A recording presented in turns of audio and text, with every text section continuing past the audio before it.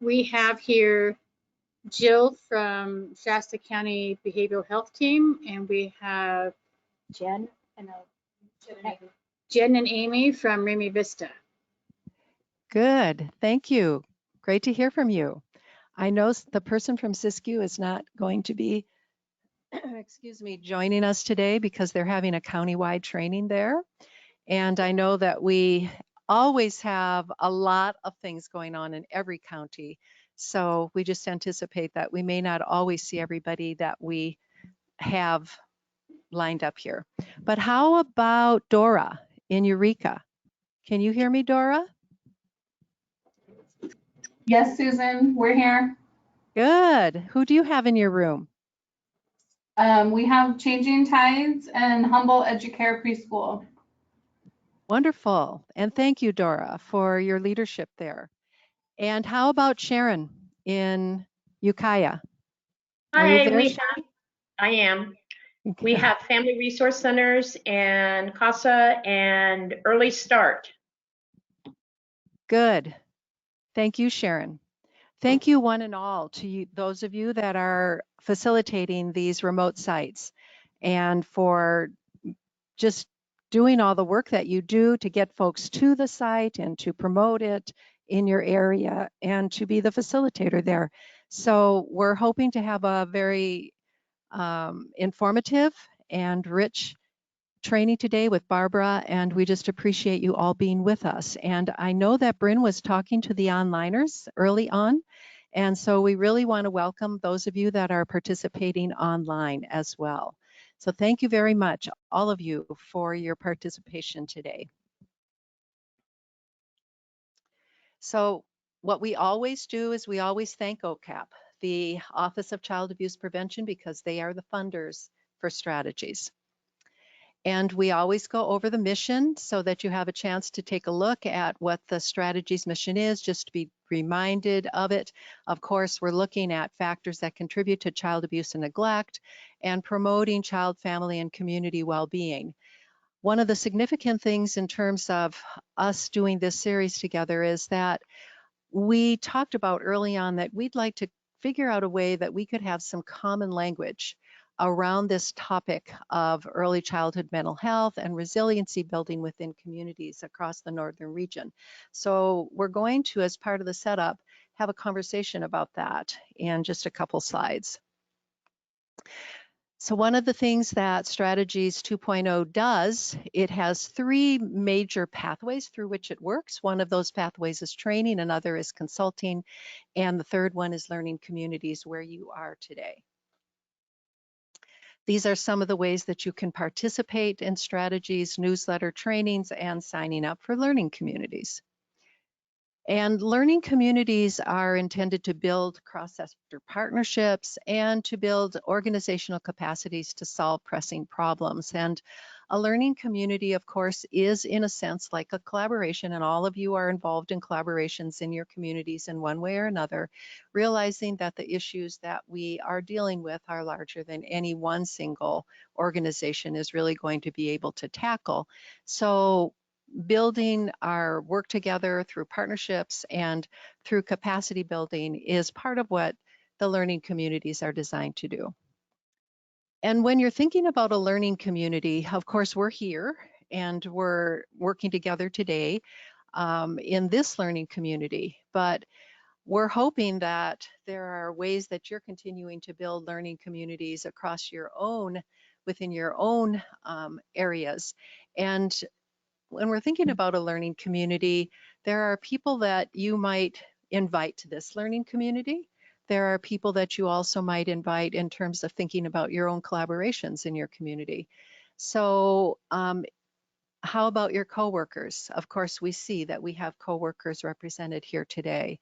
Community partners, yes. Board members and supervisors, we don't always see them involved in a learning community, but they certainly are part of community collaboration. How about local residents or elected officials or individuals and families actually participating in the collaborations that we're setting up in our communities? This slide is really just designed to think about how we're networking in communities, and when you're thinking about attending a learning community, who you might want to bring with you to this one. Evaluation is very important to the work we do, and so after every annual cycle of learning communities, there's a poll that Strategies puts out, and they ask questions about what the experience was like for people in the trainings, in the learning communities, in the consulting work. And so this is a statewide project, and this poll represents a statewide poll that was done, and about 10% of the people across the state who participated in learning communities responded to that poll, which is a pretty good rate when you consider it's a statewide endeavor. And 84% of those people said that they gained something, some kind of tool or skill or knowledge that they were able to put into application as a result of participation in the learning community. These are some ways that you can participate through social media. And I'm just going to give a nod to this because this topic is something that I think is significant to all of you. You're all looking at equity through your work. And we could probably take a whole series and just do 4 sessions on equity. And we will look at it a little bit more deeply next time. But you'll see that one of your handouts is the tenets of equity. And what we're just wanting to be mindful of is a consideration of looking through an equity lens in the work that we do. And I know that you are all mindful of that already. So as I said, I just want to bring this to your attention because it's something that's important to Strategies. And I know it's important to all of the work that we're doing. So when you're thinking about equity, we start out basically by what is your definition?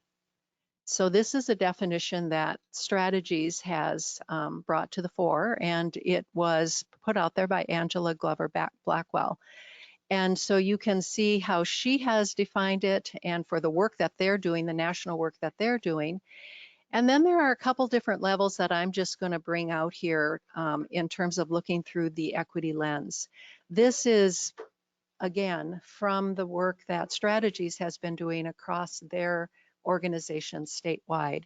So one of the angles of looking through the lens is looking at organizations and your practices and your interventions and your programs and your policies and how they are driven by equity, and looking at how they are inclusive, looking at how you're increasing the opportunity for folks to be able to access resources and be a part of your community.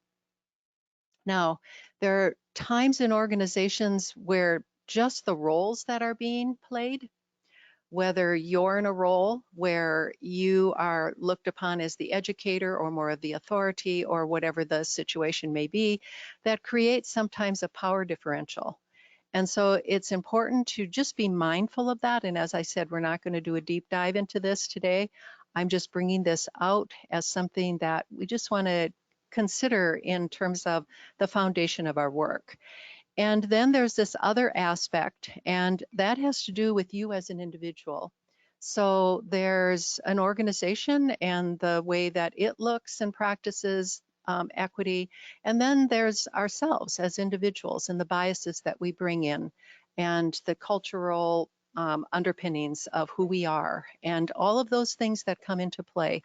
And so just being able to be mindful of this in the work that we do. And as I mentioned, we have things that come up in terms of power differentials just because of roles that we might play sometimes within our work and within the community, and just being mindful of the fact that sometimes those things can just contribute to an unequal power balance. And we live in a hierarchical world to a large extent.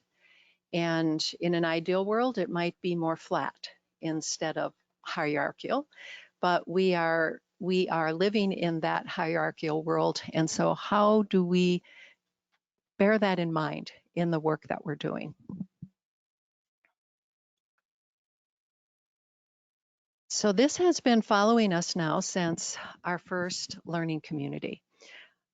Remember I mentioned that a vision for us is that we come up with some common language across the region that has to do with resiliency.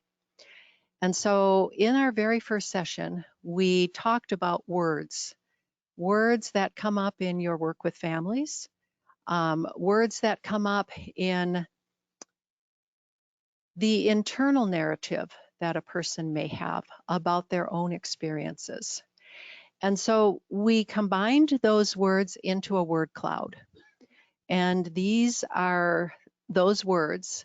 We went through a couple sessions where we were talking about these words and just wanting to make sure that kind of they represent what people are thinking in terms of, and you'll see equity as a word in this word cloud, that have to do with common language around how we're working to strengthen families.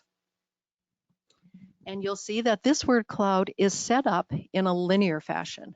And I want you to take a look because we're going to do a little bit of networking on this. And so I want you to take a look at this other way of looking at the word cloud. This is a different way of looking at the word cloud. It's got the same words, but it's a different way of setting it up. And one of the things we're going to break up into a group here, a couple groups, and do a little bit of observation and networking. And so I want you to think about those two ways of looking at the word cloud and which one of them might be preferable if we were going to put this into some sort of format that we could use across the region. So the word cloud, as we're thinking about it, can be useful in shifting perspective. In other words, we oftentimes focus on risk in our work, and one of the reasons why we turned from using the trauma language to the resilience language is because it's a little bit more healing focused versus being risk focused. And so when you look at the words in the word cloud, and you have a handout that has those words, you know, what do they bring up for you in terms of the relationship that you're building with families in the work that you do? And then what came out of our last learning community was a very interesting conversation, because one of the things that we hear, there were many points made, but this was an especially kind of insightful discussion that we had. So oftentimes when we're having conversation with people and we're working with families, we realize that we don't always have a resource that fits perfectly for what the family might need. And what do we do about that?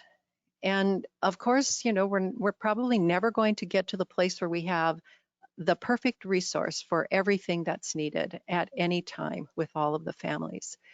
But as folks were thinking together when we were having this conversation last time, one of the things that came up is all of us have a very significant resource. It may be the most important resource that any of us possess.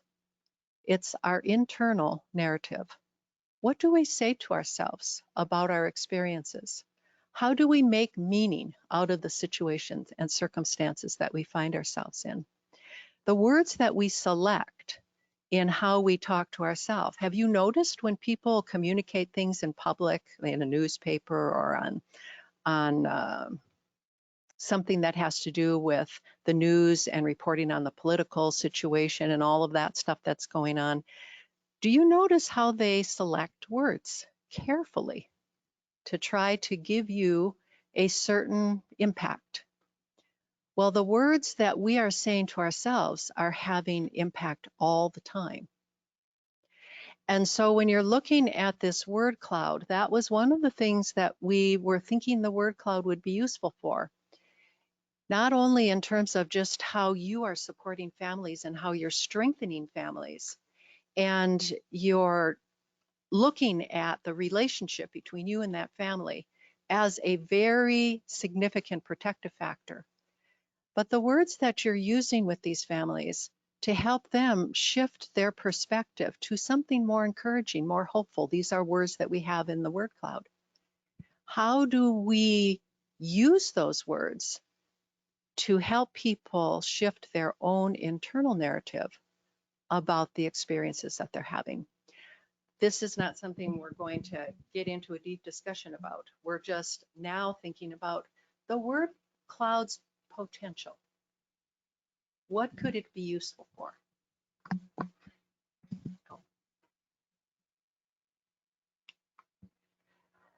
So when we're thinking about if we wanted to spread this word cloud some way across the region, what form should it be in?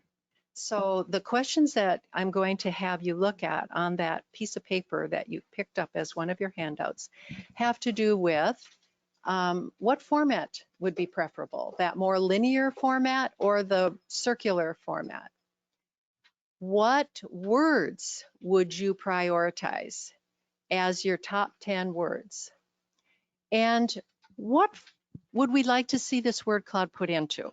What would you like to see it in? A magnet, some kind of swag, in a magnet, in a keychain, in something like that?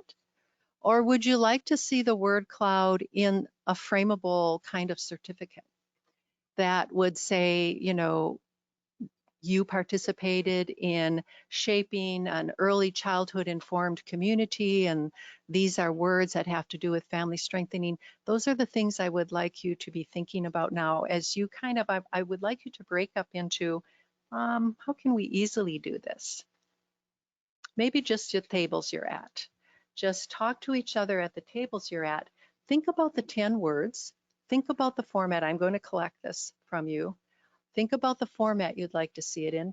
Think about whether you would like to see this in a certificate, something frameable like that, or in some sort of a swag that we might be able to make and pass out to everyone. Okay, so I'm going to give you about 10 minutes to do that.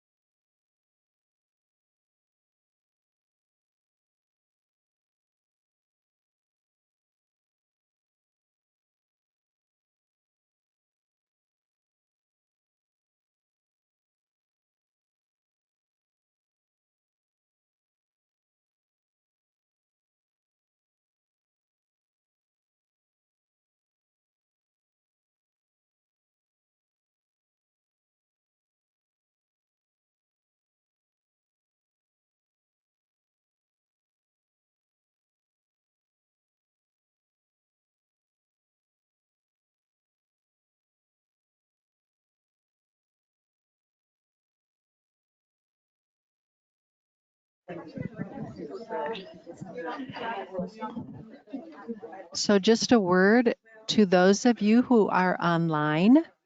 There's a Survey Monkey that you should be able to see these same questions and complete. And then we can collect them, and I can, Bryn, the gal that was talking to you at the beginning, she will collect them and forward them to me. So I will be able to get your responses from the online group and factor that into my tally as I'm going to look at the responses from everyone and come up with something for our last session together. And those of you that are at the remote locations, Also, if you are wanting to do this as a group, you can just discuss it as a group in your location, and you can just send that response to me. Probably the best way to do it would be to email it to me and just let me know what your responses were.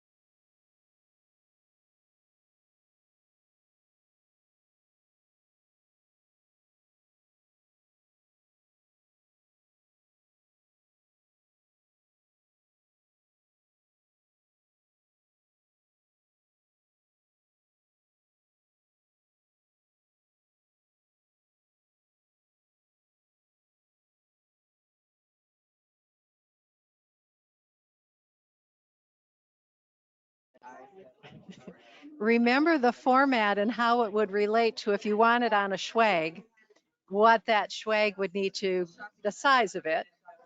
A shopping bag could be one of those things. Just keep that in mind because there are going to be 10 words, and whatever you're sticking that on, can it be seen on that thing?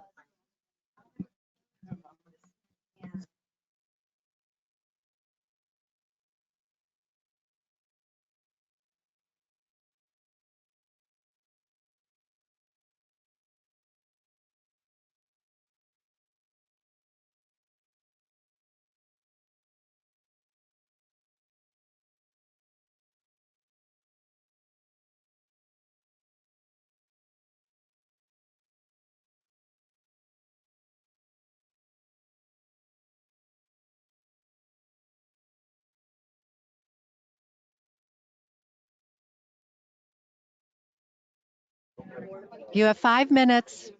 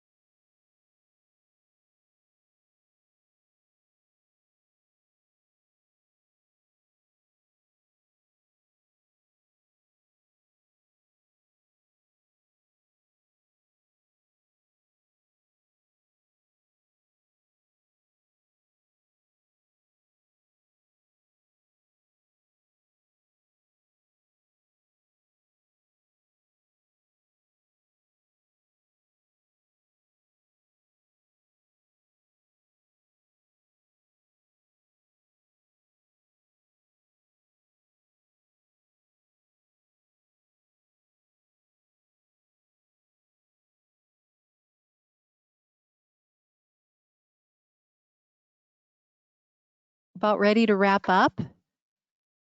Those of you that are taking the survey online and also those in your remote sites, it's quiet in our room. So I'm thinking it's probably getting quiet in the rooms where you're at as well.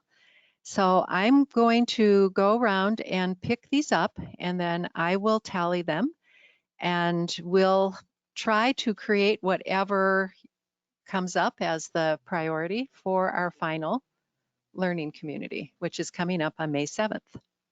And we'll do some distribution of things at that time. So thank you very much for your participation in this. And we'll be having Barbara come up and take over the bulk of the presentation. I think you kind of can see where we are in the scheme of things with our agenda for today. We're entering the presentation, and these are our objectives for today. Did anybody want to make a comment about this activity before we turn the time over to Barbara? Was it easy for you to come up with the 10 words? Some of you are shaking yes, some of you are saying no, it was hard to come up with 10 words. Yeah, it's not always easy. And Barbara may mention a little bit more to you. I wanted to mention that these tenets, they're very nicely laid out. One side is English, the other side is Spanish. And when it comes to equity lens, they really have done a nice job of putting it into a one-pager. And when Barbara talks about the framework, she'll probably allude from time to time into the fact that the equity is a part of the framework as well. So Barbara, thank you so much. Great. I have a mic. Can everybody hear me? And Bryn, can people remotely hear me? They can. Okay, great. I am often told that I don't speak loudly enough, so that won't affect the people hearing me through the mic, but it may affect the people in the room. So please wave at me if you don't hear me, and I will do better. My name is Barbara Ivins, and I come to you from UCSF Benioff Children's Hospital, Oakland, where I am the clinical director of a program called Early Intervention Services. I've been there for 30 years, and I have worked exclusively with kids under 6 with a range of challenges, developmental, behavioral, mental health. And in the last year or so, about 2 years ago, SAMHSA, which is the Substance Abuse Mental Health Association, federal granting agency, released their first amount of funding specifically for an early childhood mental health topic. And in the Bay Area where I live, we have a lot of people and we have a lot of education resources, and we have a lot of training facilities. And we decided to come together as 3 programs, my program in the East Bay and 2 programs over at UCSF in San Francisco, the Infant Parent Program and the Child Trauma Research Program, and form a consortium. And the project that we submitted to do was to do a workforce development project in 10 counties in Northern California that we felt had high need and less resources to do that. And so we wanted to take what we all knew from learning from families and from the work that we'd done and bring it to the counties north of us and to more rural communities and really try and do that together. So that's who I am. How many people have been to a previous collaborative strategy session? Okay, a few of you, but we have a lot of new people, and that may be true to the people I'm talking to. I try when I'm here to hold all of these other counties and people and remote people in my head. So you'll see me kind of do that periodically. I'm thinking of them. To those of you sitting at your computer and multitasking, I too have been one of those people taking a webinar and doing other things, you know, that range from making lunch to actually other work. But I'm holding you in mind too, and I hope that this is something that we can use to engage you as well. So, so we have joined in this learning collaborative with strategies, and thanks to Susan, we were able to bring this topic of early childhood mental health to coordinate with strategies and their interest in regional learning collaboratives, and basically take the whole 4 sessions of strategies to come to these communities and think together with you about how we would infuse principles and practices of early childhood mental health into what you already do. So the joy of this has been really to see so many different people representing a lot of different agencies and work come together. And part of our, part of our objectives in terms of creating a learning collaborative are these. And we've gone over these every time we train. And I will say that I am part of a team of people, and we are available to you in many, many ways and want to come to you and your communities and bring the training, consultation, and any kind of mentoring that we can provide for you. So do not be shy about emailing and letting us know what your need is and how we can come to you more directly after this. But here's what we think of as our kind of learning objectives. So to create a common language and understanding of the core concepts of infant and early childhood mental health. And if I had to like just pick one and blast it out there in my word cloud, it would be the centrality of relationships, meaning that when we're talking about young children, the youngest children, we never think about them alone. There was a very famous pediatrician who, Donald Winnicott, who once says there is no such thing as a baby. And what he meant by that is that a baby always comes in a caregiving context, in a relational context. And so when we work with young children, we are always working in a family and caregiving context. Secondly, to introduce a framework for understanding and intervening around challenging behaviors in children. That's specifically what we're going to talk about today in this long string of things. And really helping people just kind of organize their thoughts and help organize them with you about when do we worry? Because children are really different, and that question of what's going on, how we build our own kind of complex thinking and know when we should be concerned is something that we're kind of wanting to think about. And finally, which I think is really important, when we talk about a care continuum, we're thinking about promotion, prevention, intervention, and treatment. And you could be at any of those places on the care continuum. I'm over here usually in the treatment side. So I'm getting children in a hospital setting, a mental health setting, who are referred because people have been worried and they refer them somewhere. But equally important and further upstream is the promotion and prevention side, and really thinking about what you can do. Like, how do we all see ourselves, no matter where you are in that continuum, as part of the early childhood mental health workforce? That is, in a way, our mission, is to come and say, you're all part of this care continuum and you have a role there. And I was really reminded of this 2 weeks ago. We were up in Humboldt County and Del Norte County, and we went to Hoopa and we met with the Hoopa tribe and their Head Start, Tribal Head Start and Early Head Start program. And there was a woman there who ran the Head Start program, and she gave this really beautiful example. They got a bus. Okay, she had written a grant to get a bus so that they could go through the valley and really transport children to and from the Head Start program. And she gave this example of being on the bus with many children, some of whom were not living with their biological families, and they had been placed with other families. And one child on the bus said to her, why am I not living with my parents? And what she said to us is, I didn't know what to say. Like, her first thought was, where can I get help or refer this child? And we felt like we need to help you find the words for what you could say, because you're it in this moment. On the bus, this child has a real need, is bringing it in a safe way to you. And how can we support you? Because you are the workforce right now in all of the ways that you do. So she really reminded me of that. And that is true for all of you in the room, online, and out in the counties that we're talking to. I know that because we've met with many of you. So today we're going to blast through a mini review of sessions 1 and 2, literally 4 slides or 3. And then the bulk of what we're doing is the handouts that you have, this framework for understanding behavioral challenges in young children. So I tend to overdo on the handout side because I like to give people things and resources and things that you take with you. So what you have in handouts are a number of things. You have a copy of the PowerPoint slides, which may or may not be readable depending on how nearsighted you are. I do well with those kinds of slides, but not everybody does.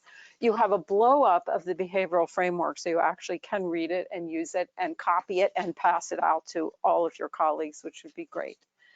You have a couple of things from Circle of Security International, and I know there's at least one of you in the room and maybe 2 who know Circle of Security. They are a group of people who have taken concepts from attachment and put them into just really great, usable understandable, simple framework. And I really want you to have that, and I'll go over what you have. But one of the things you have is their time in sheet about what to do with children. So I'm giving you that just as a resource, because I know those of you who work with kids like to have kind of hands-on things. How many people actually work with young children in here? Wow, where are the rest of you doing? The rest of you are working with older children, working with families, being resources. Okay, then you're going to have to help me understand how to make this all relevant for you, but it will be a good framework for you to kind of understand. Okay, so we're going to blast through sessions 1 and 2, where we started. We started with why focus on early childhood mental health at all, and here are 3 reasons. We think of the earliest years as a sensitive period. Have you heard that term? For brain plasticity, brain architecture, building an immune system, and we think of that as the impact of trauma and toxic stress and other things. In the first 3 years, when we say sensitive period, we think we're building a body and a response framework that is the basis of what is going to be built on top of that, a kind of foundation. And so it isn't to say that things can't change later than that, they certainly can, but this is a very robust period of growth and development. And so we want to really focus on that so we can get those good kind of foundational building blocks in place. Secondly, I've already said the importance of relationships as a foundation of trust, emotional regulation, and self-esteem.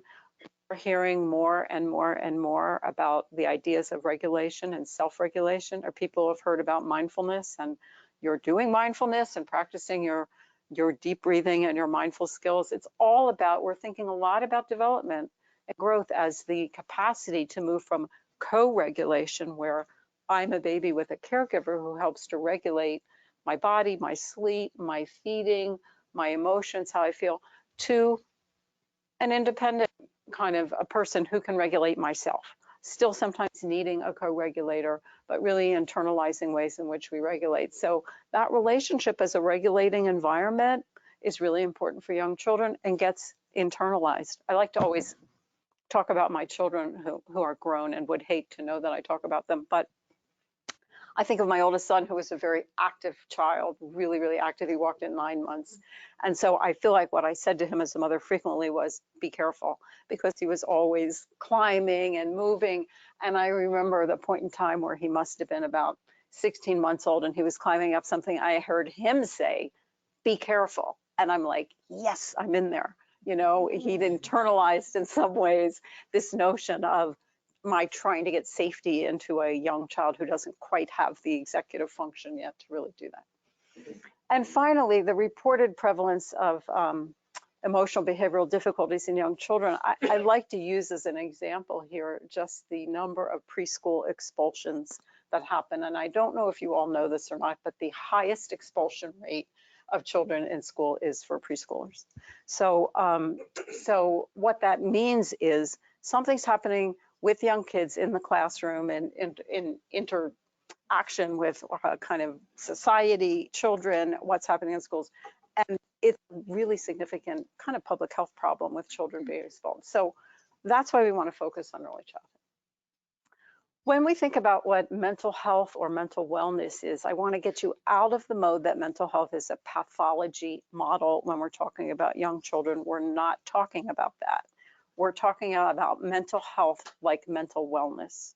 We're building a foundation. So when we say what the indicators of health or mental health are in children, and again, in some of our earlier sessions, we would have talked about this as a group, like, what do you think the indicators of health and mental health are? And this is what people generally come up with, which I think is a good list. The capacity to trust, the capacity to relate to others, the capacity to take pleasure in ourselves and in other people, the capacity to feel effective, a sense of agency in the world, and the ability to expect this, okay? The capacity to be effective and to expect that I can have an impact on the world and do that. So, you know, those are the kind of indicators. And if we, you know, if you stop for a minute and think about who you meet, your own life, where you are, you can see that these are things that are pretty representative of what good mental health is. And in young children, we're thinking, how do we how do we create experiences for young children so that they grow up to have this, okay? A lens of expectation that children kind of grow. So young children grow up in the context of an environment and a set of experience in which they begin to internalize this set of expectations. And the question is, are these the ones that they do, or is their experience one, it's in a way where it's way harder? So that's when we would kind of start to worry with them. We spent our last session in strategies talking really specifically about risk and protective factors. And I like to think of it, oops, going the wrong way, this way. So this is a slide borrowed from the Center for the Developing Child. And you can see this kind of fulcrum model where we have negative outcomes and positive outcomes. And the question is, we're all wanting to be on the side of positive outcomes. And so if you accumulate, this is what the ACEs are kind of all about. Do people know the ACEs? The adverse child experiences. And if you don't know them, you will learn about them, because our new Surgeon General, Nadine Burke-Harris, is a very, very strong advocate of ACEs and the psychoeducation around that. But the idea is, with the ACEs study, that they found that that if you accumulated enough of these adverse child experiences, you were more likely to have long-term health outcomes. So it was really a very solid study looking at 18,000 Kaiser patients in San Diego across the long spectrum. These were adults, asking them about their childhood experiences. But the idea was really showing that things that happen to you can become embedded in your body and affect your health. Really a simple kind of outcome, but a really important outcome, because now we want to go upstream and say, whoa, the best way to protect the health of people is to try and prevent some of those things from happening. So that's kind of where we are. So when we think of that, cumulative stressors, increasing poor outcomes, even long-term health, ACEs or toxic stress, like cumulative things, what we want to do in our work is to make sure that we're on the other side of that fulcrum.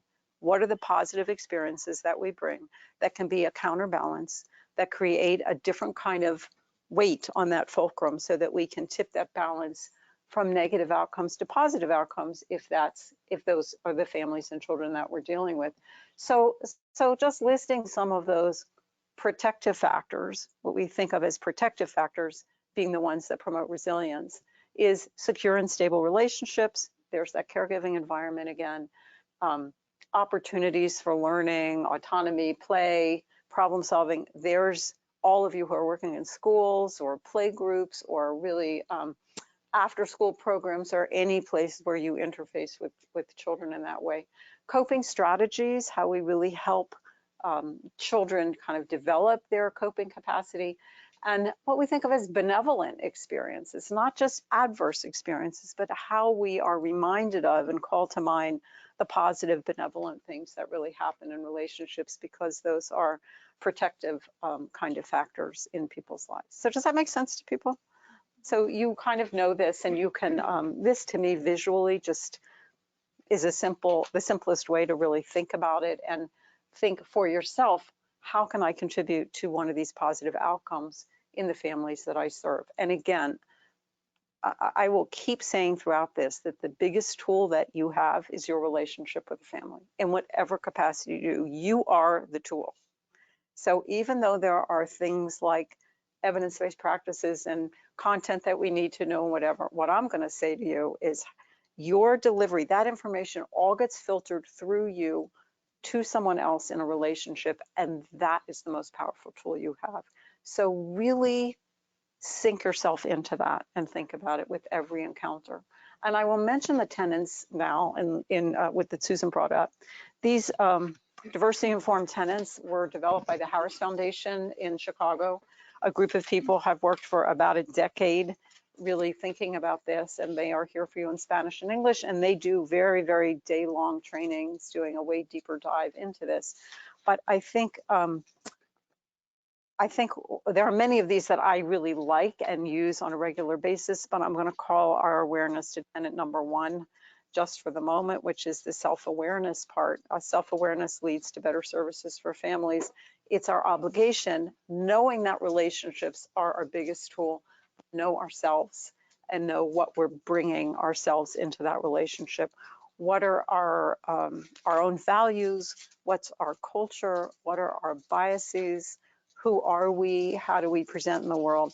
And within that context, feel like I need to know that as I form a relationship with you or you or you, and really interact and do that. So spend a little time with at least reading the some of these. I love many of them. I often use number 4, recognize and respect non-dominant bodies of knowledge, because I work a lot with parent partners as well as other people, and they bring a world of experience into helping understand what's going on. Number 6, understand that language can hurt or heal. We have to be very careful how we choose what we say to people, be very mindful of it. Anyway, to just hold these in mind, I think is a good reminder. Okay, here are our benchmarks of an early childhood mental health approach. So how do you know that you're starting to infuse an early childhood mental health approach in whatever you do? We spend a lot of time thinking about this, and we've come up with these 6. That it is a developmentally informed perspective. Again, in early childhood and certainly throughout the lifespan, we start with thinking a 3-month-old is not the same as a 3-year-old, and that's not the same as a 13-year-old or a 30-year-old. So that's a developmental perspective. Behavior, challenges, and worries often present themselves according to a developmental stage. So in 3-month-olds, you may see, body regulation problems like sleeping or temperature regulation or eating, feeding difficulties. That's going to look really different than what you see in a 3-year-old who's talking or not talking or having tantrums or throwing things. So you can see that the behaviors and how we think about that are really very much developmentally informed, and we always want to be keeping that piece in mind. There's my relationship based again. You can see that that's the word that I circle on the list of word clouds. That's the giant one for me. Very much, I've kind of said enough about that one for the moment. Trauma and resilience informed. Susan mentioned that. We don't want to be just on one side of this and be thinking about risk, but we want to be over here on the resilience and protective side, the healing side of thinking about what can we do, how do we think of benevolence and positive outcomes and good relationships, and how do we see those moments in a child and a relationship and a family that are really on that side, like really training ourselves not just to see risk and problem, but to see strength and benevolence and positive things, and really be able to recognize that. Sometimes it really takes some practice to even observe that, but always keeping that in mind. I think when we get to talking a little more about trauma, we can also come back to the narrative about that. Reflective practice, is that a familiar term to people? So in an early childhood mental health approach, a high value is really placed on having time and space for reflection, to really stop and pause and think and reflect on what happened there, what is that, what do I feel, what do I bring, what's the encounter, and to really have people in your world, in your job where you can go with that. It's not always the case, and we do a lot to try and encourage a reflective both skills and capacity in agencies and organizations to really bring that, because again, when you're intervening in the context of relationships, you want a place to sit in a relationship and think about what's happened. Does that make sense? How many people think they have a reflective supervision or capacity somewhere? Now it's really hard to preserve it, and I admire the people who are doing it, because we get heavily weighted towards administrative, evaluative, judgmental kind of sides of a supervision model, and we need to come back to this notion of I need a safe place to sit and think about what I'm doing. I think it's really important. So that's a very strong hallmark. Cultural sensitivity. Again, I think in a relationship model, really important to know what you bring, who you are into the relationship. Relationships are usually places where we learn about each other, and we need to really be very sensitive to individuals, what they're bringing, and really look through that lens. And we're going to talk a little more about that. And then collaboration. We're all sitting in this room. It's a good example of collaboration, but You basically, when you're working with young children, you're involved with multiple systems of care that are interacting with young kids. And frankly, I feel like in seeing kids, I work a lot with children who have developmental delays or disabilities. I know we have some regional center people in here in the room, and you can be involved with over here a regional center, over here the school system, over here a health system, over here, and each system has a gatekeeping and has a different kind of set of values or what they do, and it can be really difficult. We have to find ways to really be collaborative and work together and really build that collaboration around families. So these are our approaches and hallmarks, and I think they make a lot of sense. Okay, so we're gonna now take a breath. I'm gonna take a breath. And now we're gonna talk about young kids and behavior. And what's my timeline? Let me just make sure I'm tracking time. Susan, how long do I have before we're going to break? Oh, that's dangerous to say to me. Okay. We have until 4 o'clock to be done. Okay. And I think you wanted to put that vignette in there somewhere. Yeah. So when that seems a good place to put it. Okay. So we're going to start thinking about behavior in young children. And for those of you not working with young children, I'm going to ask you to be thinking about how this is relevant, because all of us have seen a young child who's having difficulty with their behavior. I see it a lot in the grocery store, and you know, or just out in the world, you kind of encounter situations where you're thinking, oh, you start thinking something, oh, I wonder what that child's unhappy about, or oh, I'm not sure I like what that parent is doing with this child, or I remember when my child did that and I was that parent. Like all of those things are happening. So so I want to start by just saying that I hear the term behavior used a lot, like oh, it's a behavior, it's just behavior. Okay, I hear this term like it's just behavior. Okay, I come at this from all behaviors is a communication, and I think that with young children, it's easier to go there because the youngest children are not talking to us yet. They're behaving. They're showing us with their body, and they're showing is through their motion, and they're showing us by crying or by throwing or by hitting or by crawling away or something. They're showing us things. They're not stopping and talking to us about what they're doing. And it's up to us to decipher the meaning of what that behavior is. So most of us maybe, how many people have children? Oh, okay, so almost everybody has children. And so you remember when your children were young, or when you were a new parent and you had a crying baby, or maybe we have people in the room who currently have a new baby at home. And so how you have to figure out what the meaning of that cry is. Like, how do you learn, like, oh, my baby's tired, or no, my baby's hungry, or no, wait, is something wrong? Is my child ill? Like, how do you figure that out? But you do. You kind of have a trial and error way of figuring out what the meaning of that cry is. And it's a form of communication to you, and you kind of get better at it. And you know that because when somebody comes to visit you, they don't really know what's wrong when your child's crying, but you do. You say, oh, he's really tired. He's like this when he gets really tired, and he'll be fine. I just need to put him down for now. Like, you just start to get it.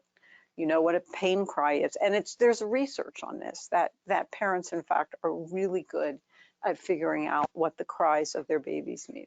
So that's an example of something that we've all seen before. But I feel like if we fast forward, say, to a classroom where we see a behavior, we may throw an interpretation on something that doesn't exactly belong. So let me give you an example, which I'm going to come back to when we talk about culture, because it fits in there too for me. I worked with a family once with a young child. I started seeing her when she was 3. She was a hearing child of 2 deaf parents, and the referral had come in for behavior, okay? Because really the parents were quite frightened about going out with her because she would dart off, and they could not call her to come back.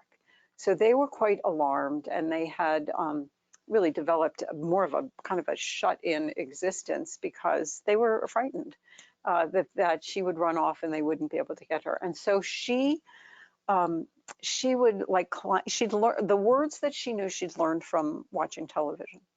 So I'm going to fast forward to what happened. When I met her and after I saw her for a few times, what I said to the parents with an interpreter was, I think this behavior is telling us something. Like, again, her behavior, imagine she didn't sign. They had not been signing with her.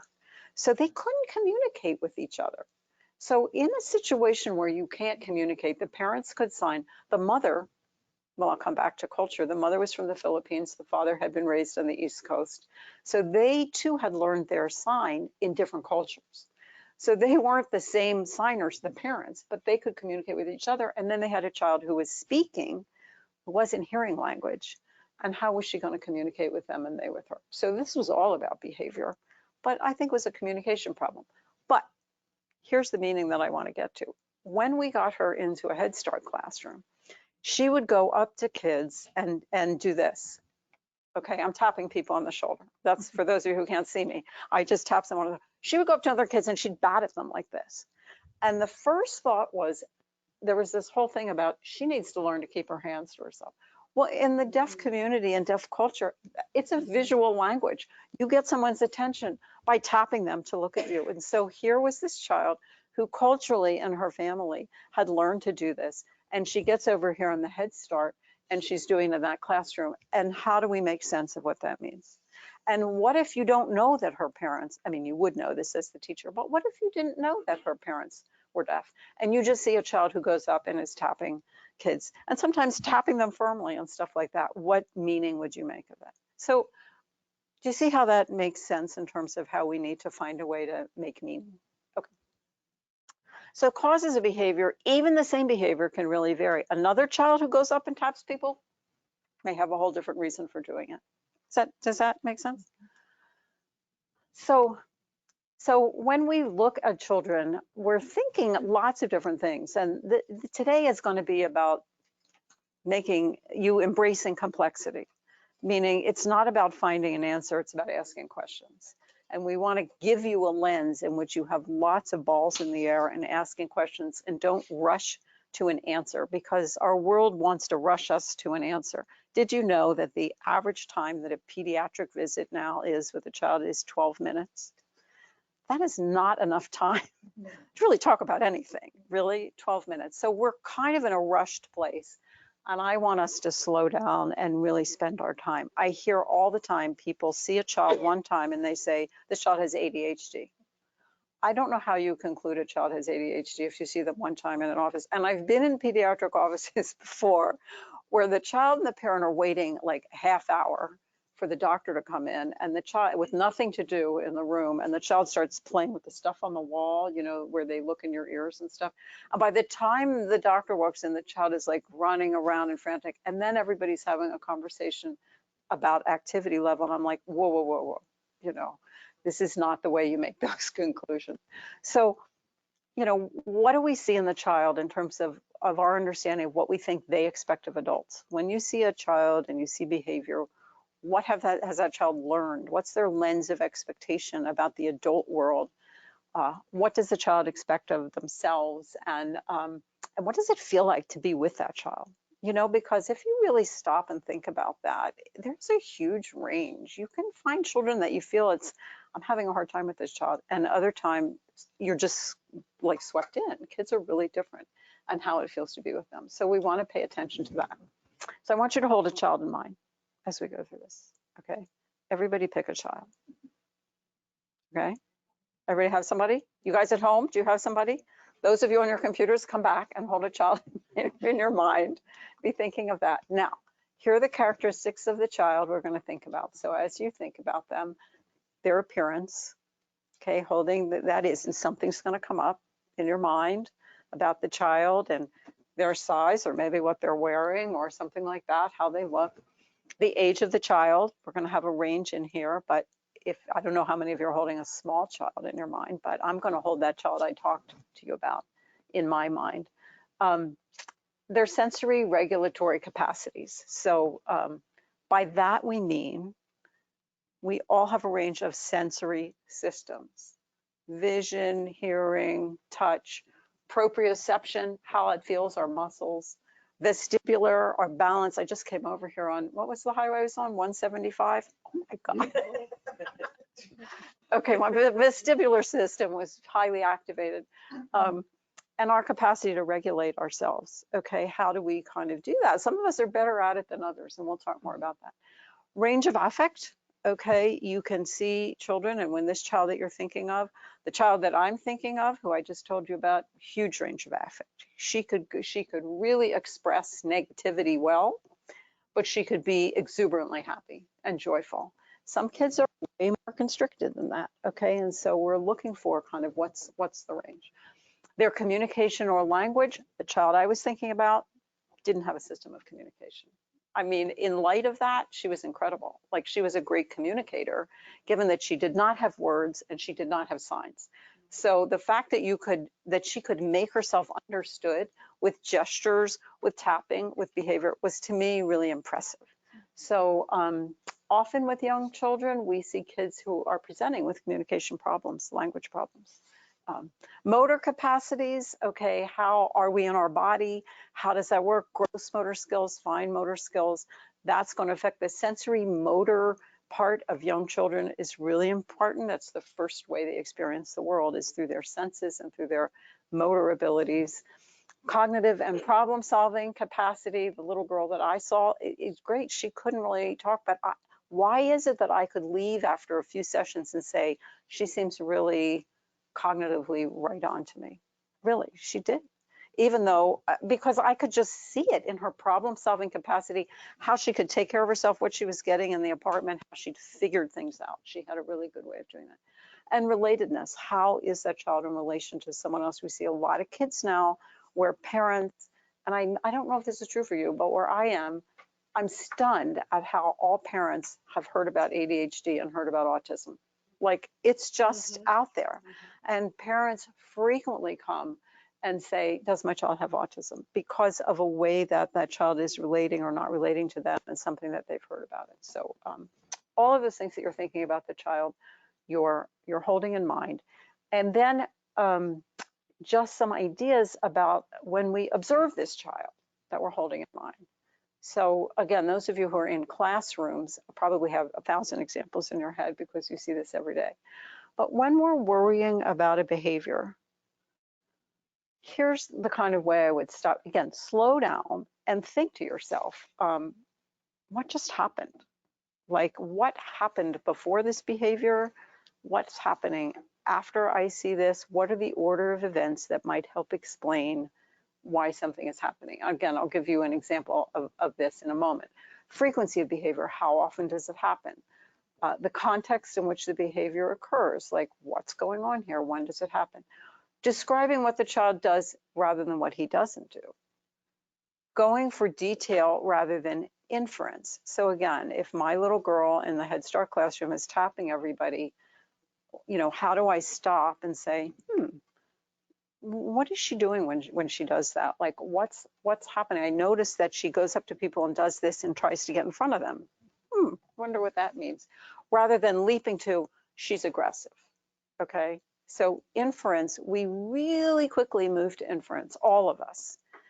And I'm going to say slow down and question yourself over and over and over again. When we teach people to observe children, what we really say to them is, what did you actually see? Don't go to, oh, that child's happy. Okay, how do you know? Like start to get yourself saying, how do I know that child's happy? What did I see? Was it facial expression? Was it affect? What's leading me down that path? And again, description rather than judgment. Really easy to reach judgments, really easy. We live in a very quick, fast-paced kind of getting there. So, okay.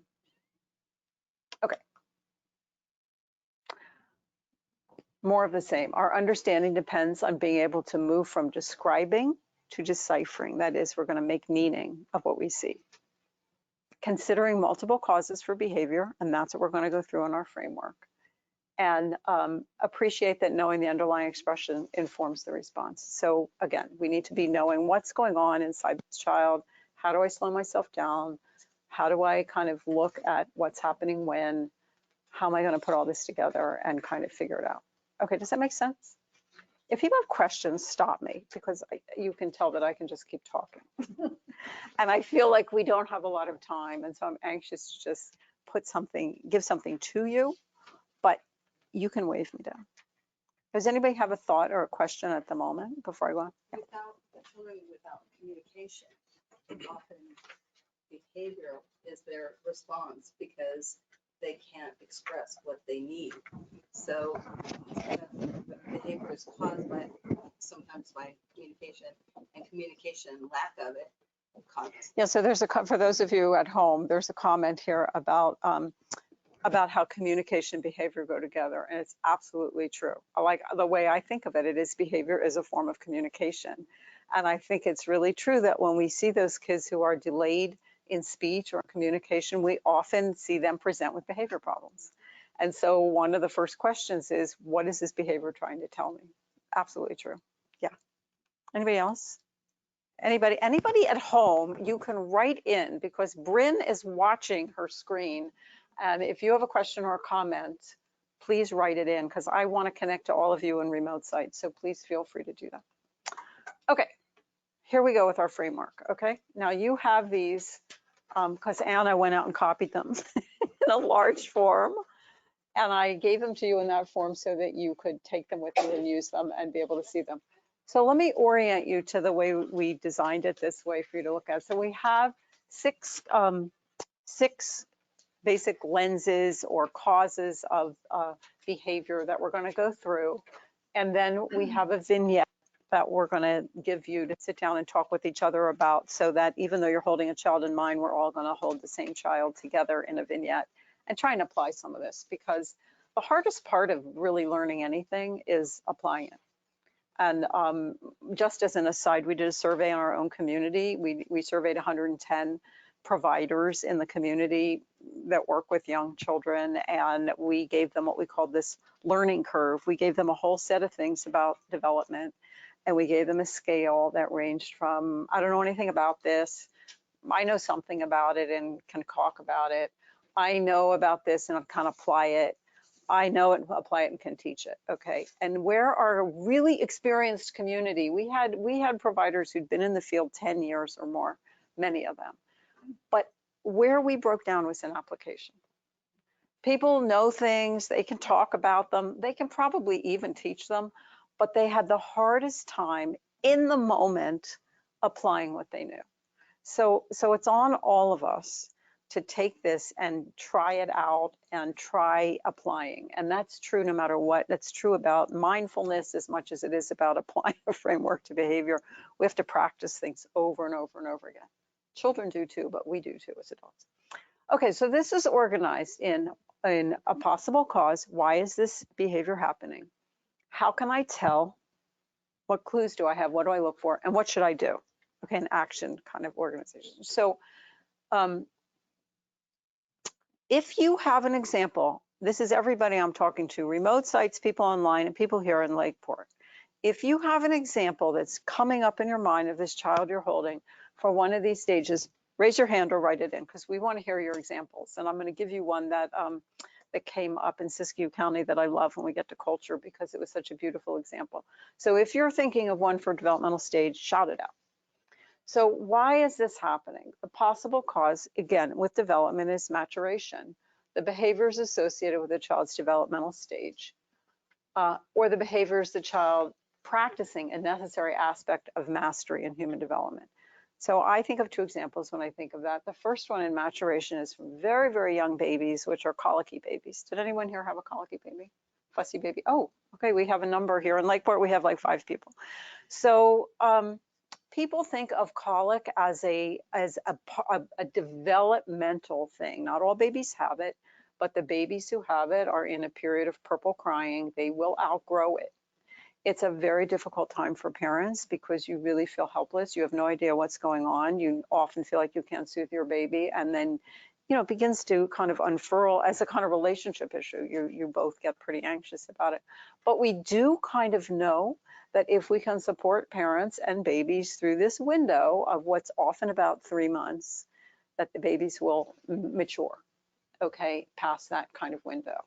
That, again, doesn't always look like that, but it frequently does. So there's a maturational element for a behavior that can be really, really difficult. I also love in early childhood, that stage, when babies are in a high chair and they like to drop things off the floor over, and you pick it up and put it in and then they drop it there again.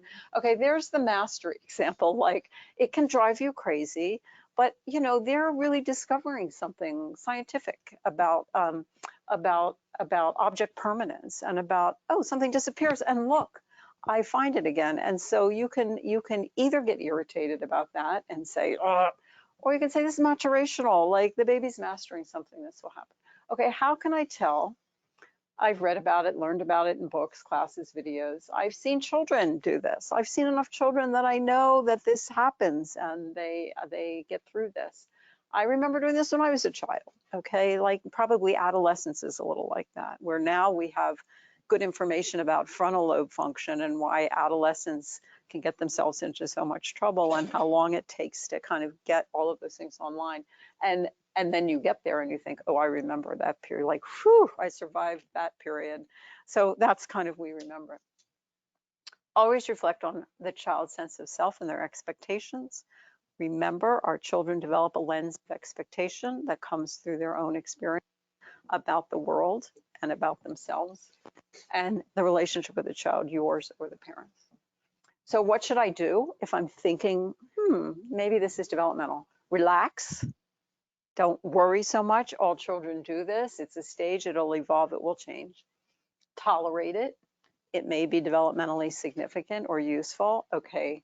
I think of toddlerhood as very much that way. Like, there are so many elements of toddlerhood that are ripe with conflict that are kind of developmental. A child, trying to develop autonomy, the frustration of wanting to do it themselves and they don't have the maturity to do it themselves, that kind of balance. So that period of time to me feels like a very poignant developmental stage for everybody. But again, tolerating it, channel it, allow the child a safe and tolerable way to practice. This was my son, who is really movement, and I could have tried to sit on him and keep himself, or I could find sports.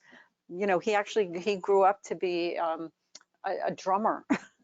So I feel like channeling to me is really a positive way to kind of think about doing that.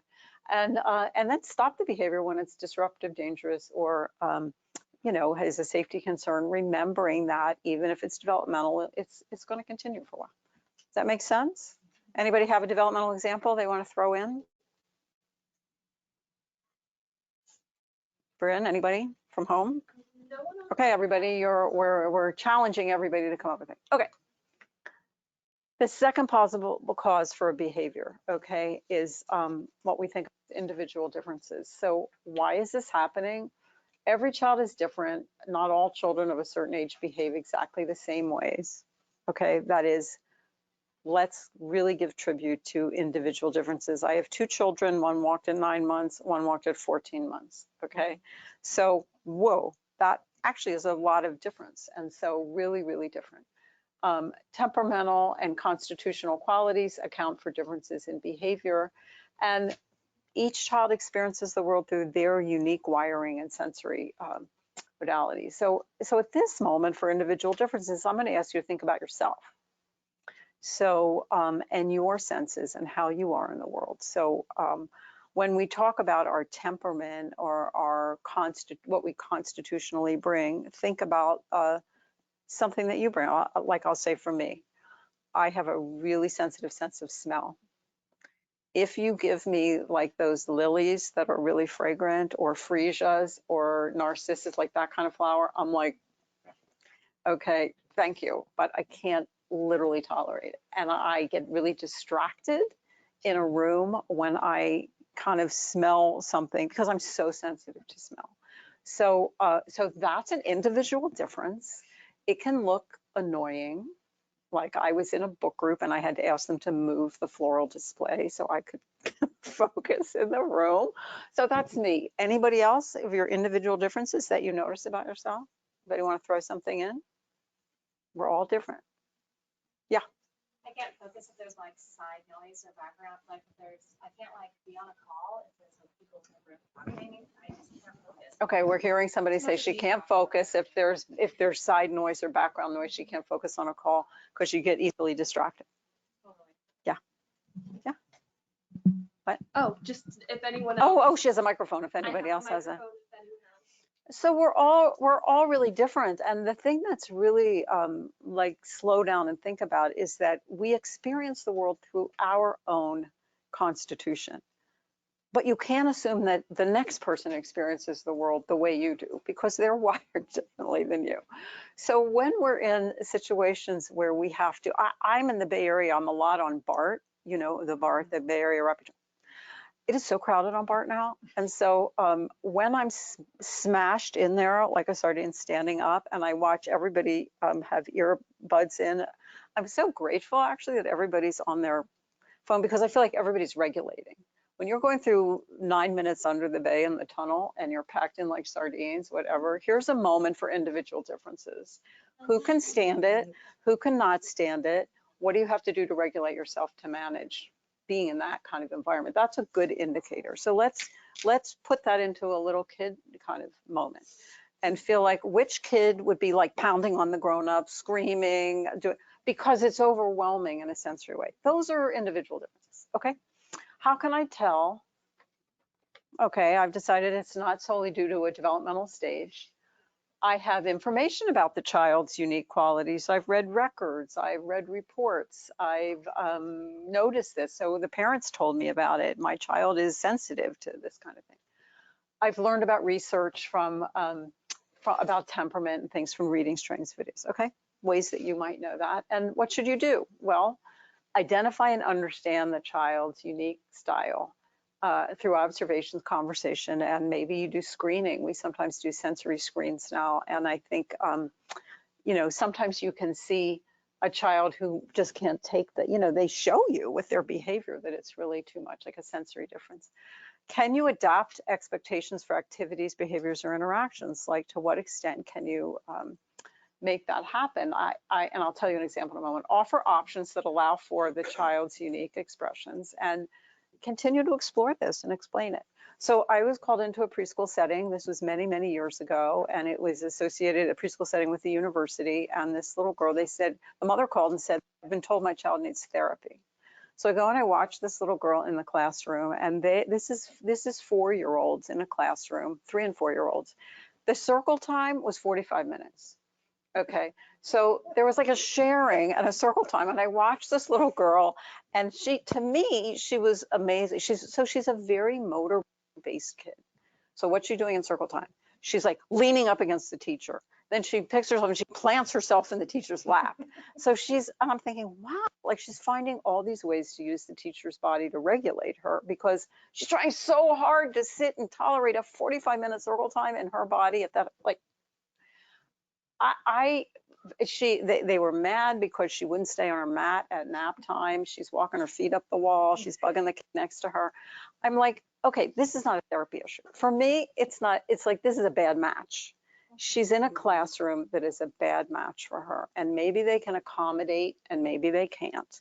But what I said to the mother is, when you look for kindergarten, let's take what we've learned. This is not a good match. You know, this is okay. And really to the staff, I was like, is there any way that we can kind of give her a way to be like, she's working it pretty well to try. She's walking her feet up the wall, but she's on her mat, you know, like, okay, she's trying. So finding something that works in the environment, but also doesn't say pathologize the child and helps us understand is really important. Okay. I add this particular part for this slide to move us a little more in the direction of when something is wrong. Not, yeah. Okay, well, I'm gonna tell you what I did, and then I don't know if it helped or not. I did a training for them on sensory processing and individual differences. they heard it, like when they heard it as, let's think about who she is in this classroom. Like she was in a classroom with a lot of kids who could sit and like look at books for 40 minutes, and she had to move around. So they did find a way to let her move a little bit, okay, which was important. And I saw this child like randomly 10 years later on a dance stage. And she was fantastic. She was an adopted child actually, and she and her mother were a fantastic match. So that was really good. But I think she's a good example, because the question is, how did they get to she needs therapy? Like, what were they seeing that made them feel like she's different? And for instance, she was an African-American child in a classroom with a lot of Asian kids. And so there was a worry for me about that too. Like, who are these, what are they bringing to this, the classroom themselves, in terms of how they see all children and how they make a space for a variety of temperament and individual differences in kids. And I wasn't sure about that. So I think this was about 10 or 15 years ago.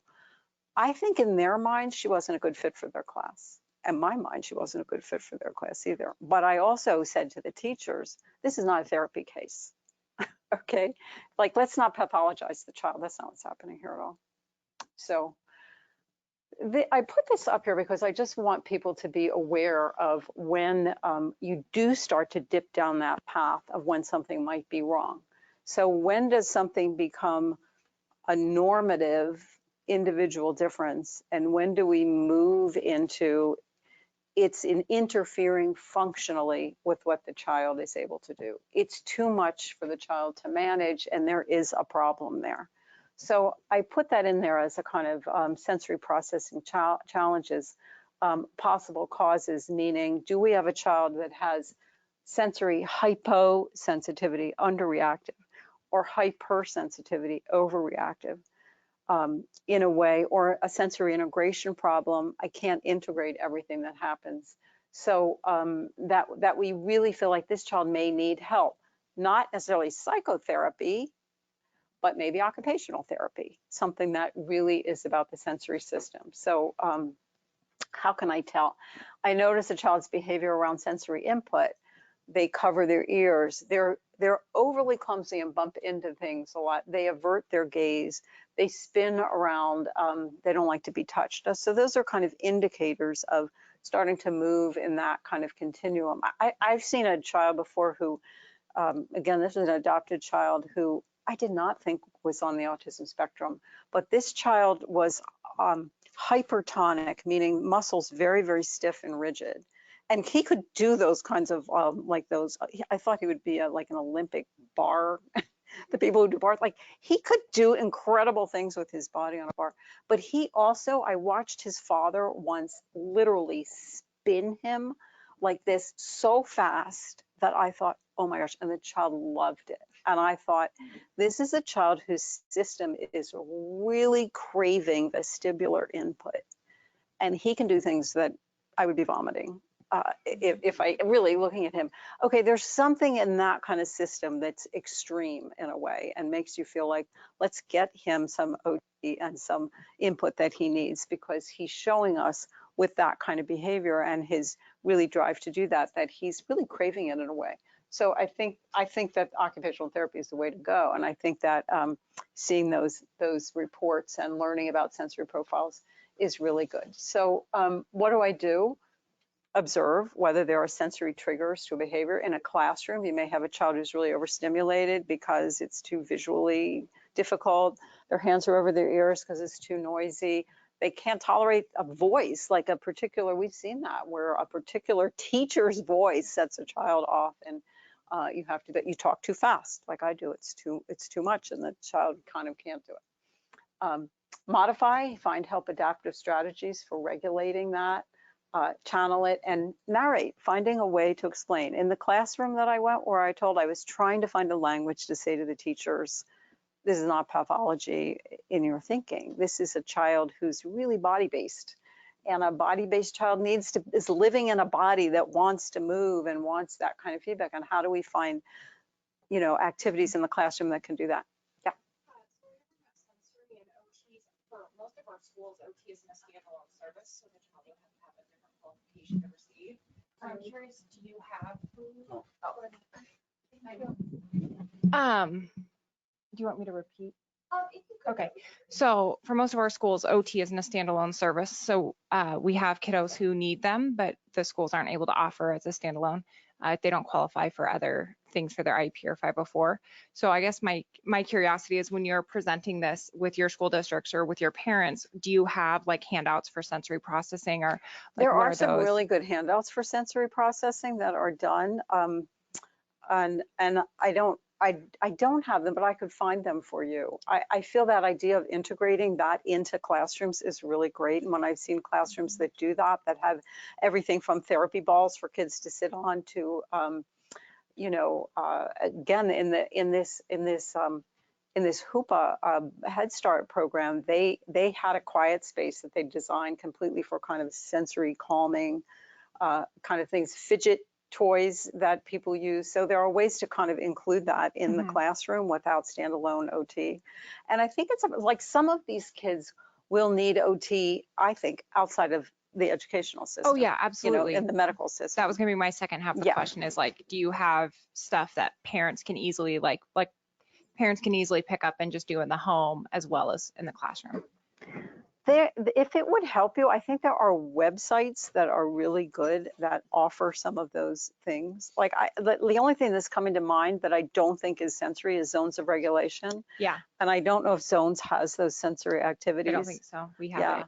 But you're looking for something that you would literally hand out. Yeah, I think that it would be ideal if we had something that we could easily hand out to families depending on the age range of the child, like a 0 to 3 handout. Do you have OT, when you say not standalone, do you have OT that can actually come and assess?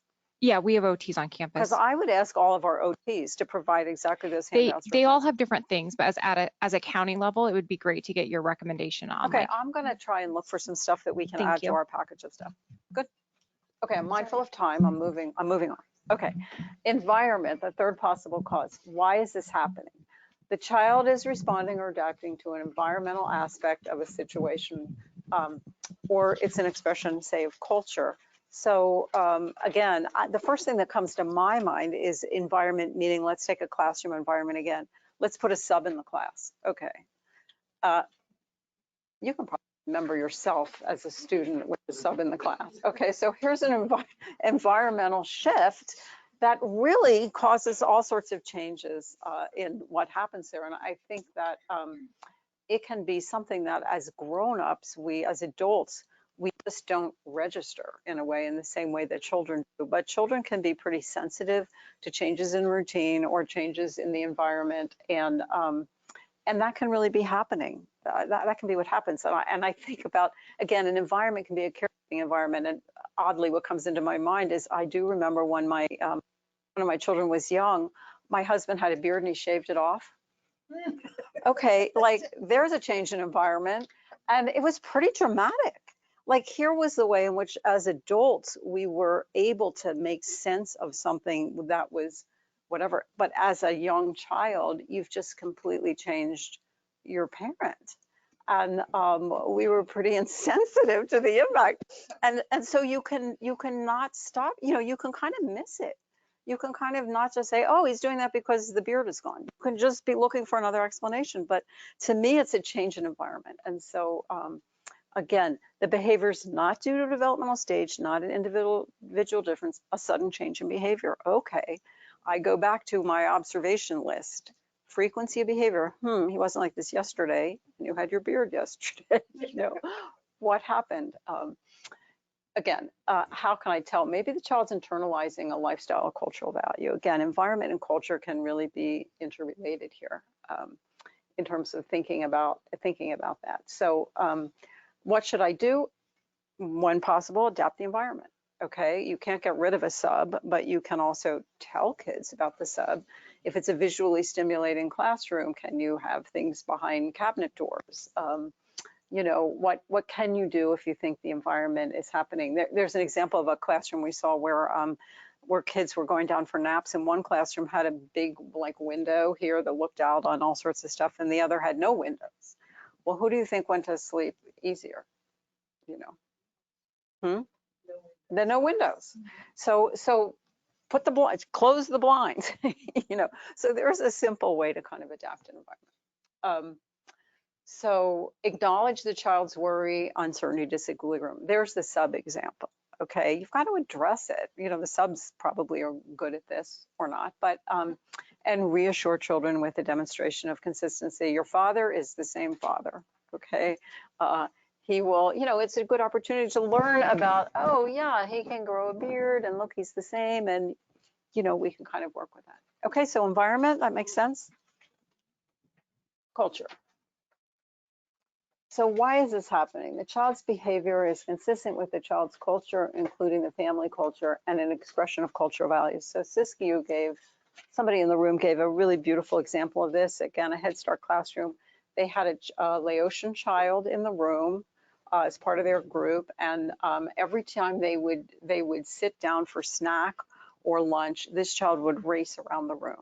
And it was considered a problem. Like they couldn't get her to sit down. So the teacher made a home visit and she went to the family at a mealtime and she described this in the room. I had asked permission if I could continue to use this because I loved it so much. So what she saw in the family's home was that the whole family and extended family came for meals. They had a big like lazy Susan. All the food was kind of on this lazy Susan. The kids were running around and they would kind of drop in and somebody would like give them a bite of food, you know, like a bird. And they'd go out and run around again.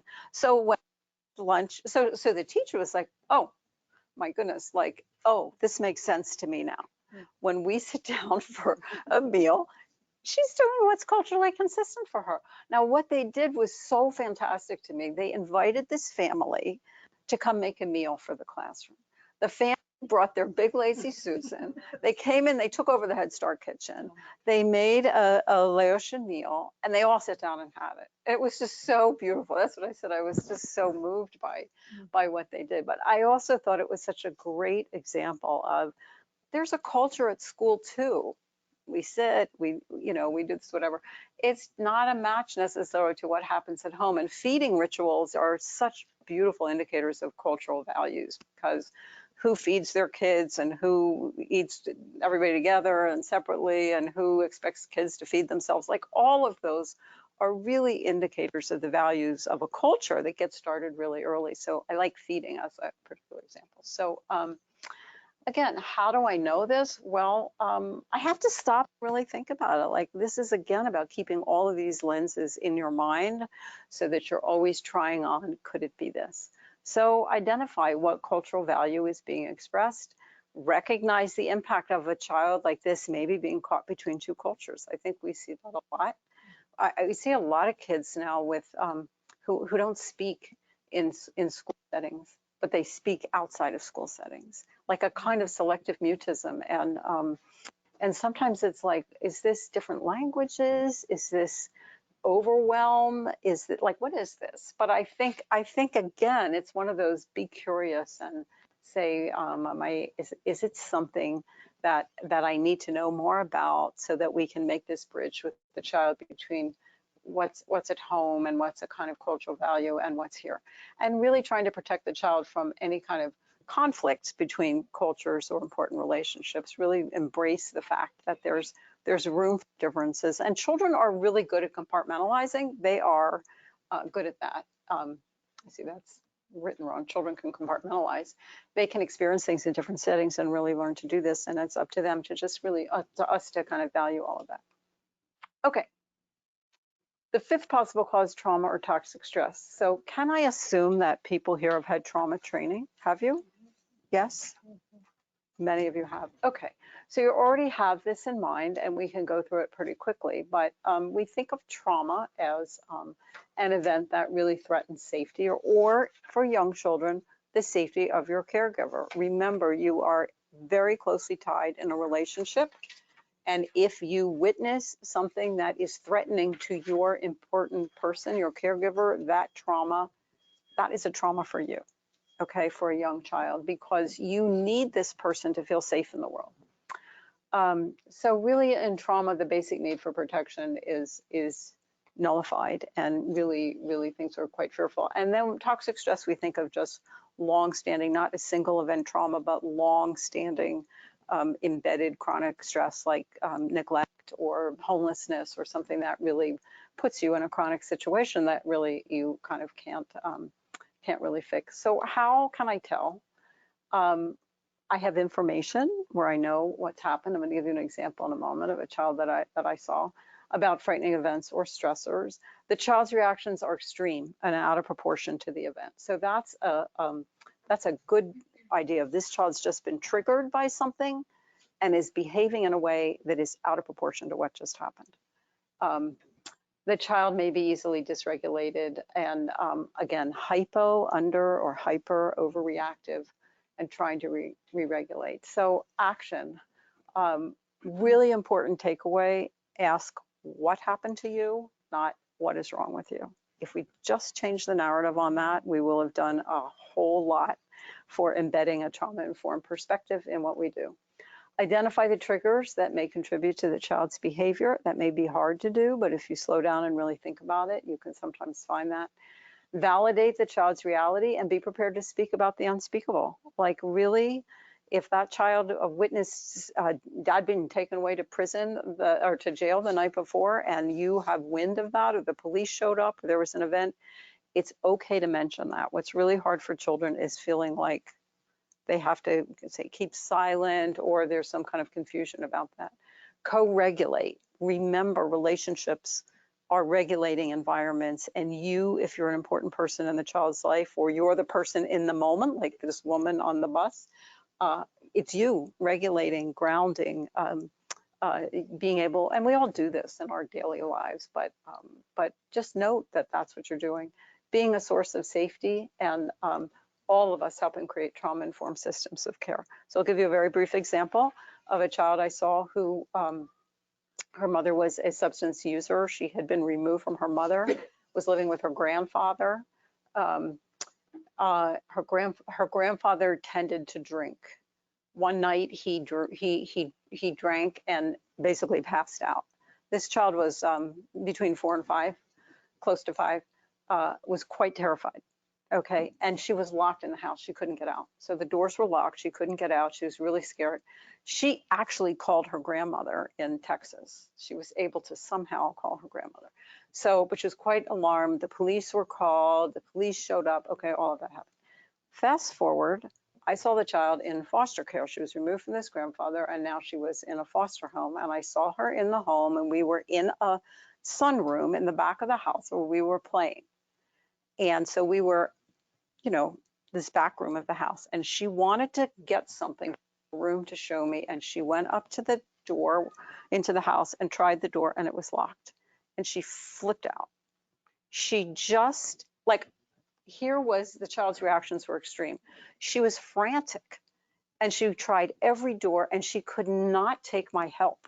Like, she needed to find a solution to this. So here's an example of a child where the trigger was trying that door and the door was locked. And I knew what had happened to her. Now, imagine if I didn't know how confusing that would be, and I'd have to really slow down and think about it. I could try and be all of these things here. I could validate her reality. Oh, this is what happened when you were with grandpa and you got really scared and he wasn't available to you. Oh, I could try and co-regulate her and do that, be a source of safety. I have a cell phone. We can call somebody. Like I was trying to really be that person. Does that make sense? I saw a comment come up there, Bren. Yes. I'll wrap up. Yeah, so we have a comment from our group in Eureka, which is that trauma is in the eye of the beholder. What is one person's trauma is not necessarily another person's trauma, but it's not for us to determine what is trauma for others. It's a really important conversation. Thank you, Eureka, and whoever did that. I would like us to have a whole session just on thinking about trauma and trauma informed in that way. And that's, and how, I think we're using the word trauma also pretty loosely now in terms of what really is a trauma, in terms of the trauma literature. For people who are writing things down, if you go to the National Child Traumatic Stress Network, nctsn.org, National Child Traumatic Stress Network. They have fantastic materials, definitions, handouts about these issues in particular, and you'll find really good resources for that. But thank you for that reminder. Okay, this is the sixth, the final possible cause. This one I think is the most complex, is what we're thinking of as an unmet emotional need, something that might really fall into that category of emotional neglect. The child has missed something developmental or emotionally important. The need is intensified rather than diminished, and the behavior is the child's attempt to meet that need. So now we're thinking about, say, a child who's growing up with a really depressed single parent, who's really unavailable to meet their needs as they need it, okay? And what that internalization kind of means to the child. So sometimes we can tell, we see behavior that's developmentally inappropriate, like the child feels really immature or not acting their age, or perseverates in their response. It has this driven quality to it. The behavior really keeps popping up. And when I try and handle it, it just doesn't really work. So now we're looking, really, now we're dipping into, here's a child who may need mental health support. But how do I start to understand, decipher, not judge, but say, wow, what is going on with this child? You see how all these lenses are important now? Is it developmental? Is it individual differences? Is it a sensory processing thing? Is it environment or culture? Is it trauma or toxic stress? Is it something where the child has really not had this need met? And so what should I do? I need to do something. Really respond actively and stop the behavior if it's necessary to maintain safety, meet the needs, and get support for yourself and for the child. So just as a slightly momentary deep dive, I've added circle security here to give us what is typical of getting emotional needs met for young children. And this is the circle, what they call circle security. And you can see the hands on the side, and the circle is attachment theory, the basics of attachment. On the top, that a relationship provides a secure base for the child's explorations out into the world. I need you to support my explorations, watch over me, delight in me, help and enjoy with me. And the bottom half, a safe haven, when the child needs to come back from exploring. I need you to welcome me, protect me, comfort, delight in me. I put this up here as the more normal. This is what it looks like when emotional needs are met. Yes, okay. So what happens if they're not met? So here's a little kind of worksheet to really think about this a little more. So if the need is, I feel frightened, I need you to protect me and keep me safe. In circle security, we have those hands. I'm coming back to a relationship that's there to welcome me, protect me, and comfort me. So what we typically see if we have a child who's had a good enough attachment is we see that they can approach an adult caregiver. There's physical proximity seeking. They ask for help. They may cry, cling. We may see certain attachment behaviors, but they're able to use a relationship to do that. And what have that child has learned about the world is the world is sometimes scary, but there are people to take care of me and keep me safe. I'm worthy of protection and love. So there's the kind of more good enough. This is the green is the good enough. Here, like how might this behavior, how might we see a behavior if that need has not been met? Now we might see a child who looks like they're showing us unprovoked aggression, hitting, kicking, biting, spitting, withdrawal, or avoidance, okay? What has that child learned about the world if that need has not been met? The world's a scary place. Big people do not. I need to take care of myself. I better be tough so no one hurts me. I'm not important or lovable. So do you see that kind of unmet need piece is a little more like, here's the need. If I stuck another need down here, if you wanted to play with it yourselves, I need you to see me and respond to me. What would it look like if that need was met? What would a child be learning about the world? What would that look like if that need had not been met over and over and over again? What is that child learning about the world? Does that make sense to people? So we sometimes see kids who just haven't had a good enough experience. And so we see them a little more in this path. And we want to hold that in mind as one of those causes of behavior so that we have a way to really understand that. I'm going to leave this framework because we're going to now play with it with a case. But I love circle security language because this is another one of their things that I really love. Everything I need to know about supporting security in 25 words or less. And I think this is always good for us. Always be bigger, stronger, wiser, kind. I love that. If we had swag, actually, I love the circle security swag, bigger, stronger, wiser, kind. Whenever possible, follow my child's need. Whenever necessary, take charge. It's kind of so simple. Hard to do, parents, all of us, hard to really do, but really, really important. So we're going to take some time now to break into groups. And you have. Can we possibly take a break before we break into groups? Yeah, we can, well, we can do it. Do we take a break? I don't really know how we do this.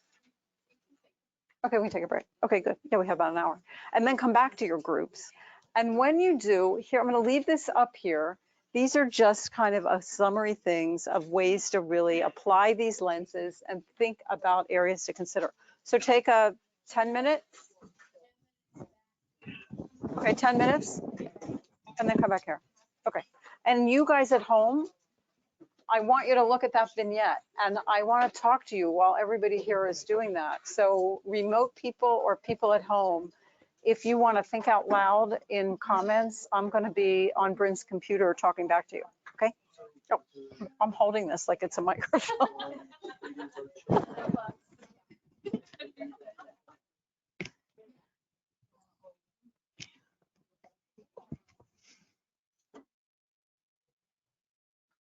God.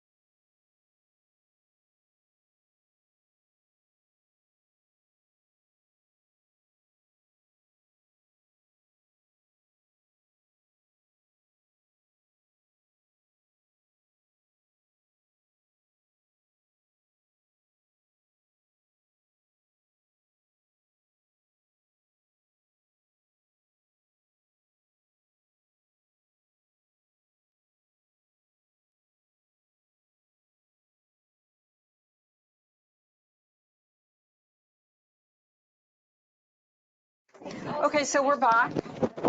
Everybody's back. And what makes sense now is to just take like whatever you've heard, read the vignette. You are looking at a vignette somewhere. You guys have it? Yes, it looks like this. It's a complicated story. But take a moment to read that. And those of you at home and other sites, take a moment and then sit with a group of people and be thinking through as you read this, how would I use this framework, these different causes of behavior to try and understand this problem? We have a problem of a child where a classroom is saying we can't manage this child and we'd like this child. Here's a preschool expulsion about to happen of a child who really can't manage. You have a little bit of information. Be thinking about these lenses. What's developmental? What's individual differences? Is there a sensory processing issue? Are there environment or cultural factors here? Is trauma or toxic stress at play? Is this an unmet emotional need? How might I explain this behavior and start to slow down the process and think together? And is there anything that I could do to make this better? You can see the solution that's been offered is kind of written in there. So talk amongst yourselves, just trying this framework on for this kind of case. And then we're going to come back together as you try. This is your practice moment to practice with a common child that we're all going to try on. And then we're going to come back together and be thinking a little bit about this, and then thinking a little bit about how might I use this framework in my own work. And what you're going to report back to us about is a little bit that. What did you learn by trying this with this case? And what can we all share about how this framework might be useful to you? Oh, let's see, we've moved. How did I get back here? Let's get to the very end of this.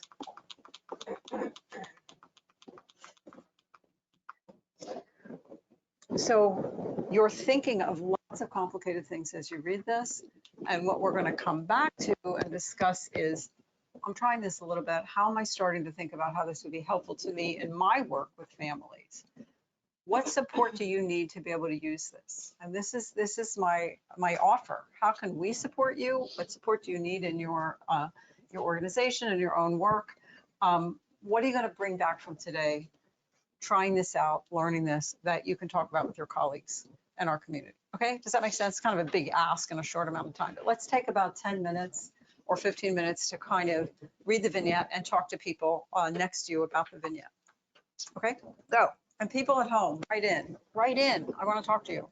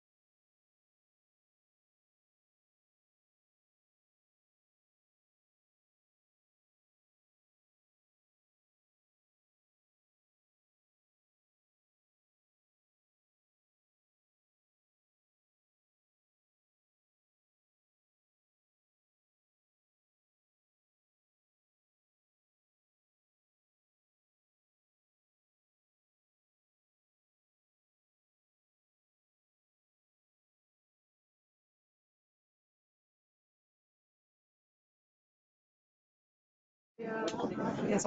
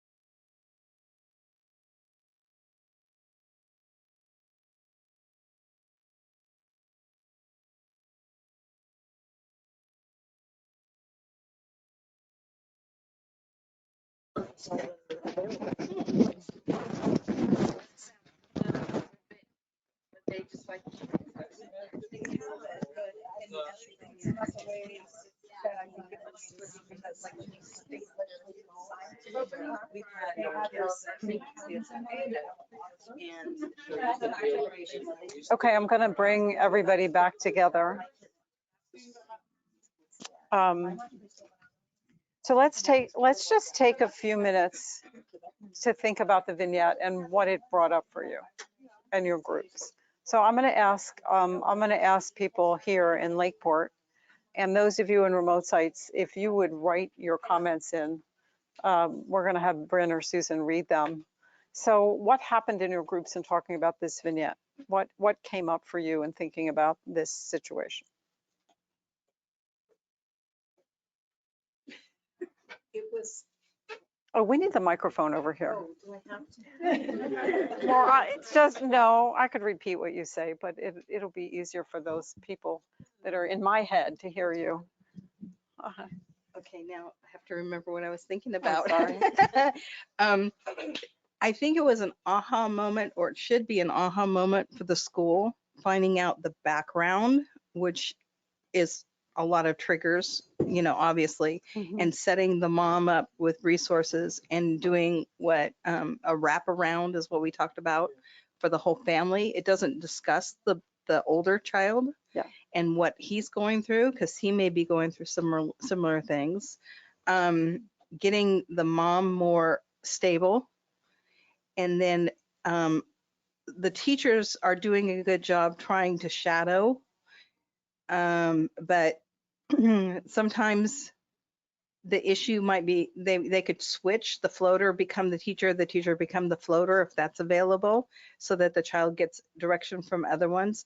But by having open-ended conversation and playing to the child's interests and setting up, like, he can only sit for 15 minutes, so put him on one of those balls. And so those are some of the things. Is the framework helping you think about that? When you said an aha moment, it was meaning, what was the aha? That you said the history? Because it's the history of the actual talking. If this mom is actually saying, these things are going on in my life, and he's getting things and he's seen things. The school didn't know that maybe before. So by them sitting back in a ideal world, them sitting back and looking at the frame, what's the next steps, then maybe they move him up on the list of the long list of behavioral help that they could get. So you're raising for me the question for schools of what do we know about trauma in the children that are in our classrooms? Is there a way that we know that or not know that? Is that like how is that going to play out in schools in terms of identifying that? It's kind of good. Oh, sorry. Do we have somebody else? The vignette, what came up?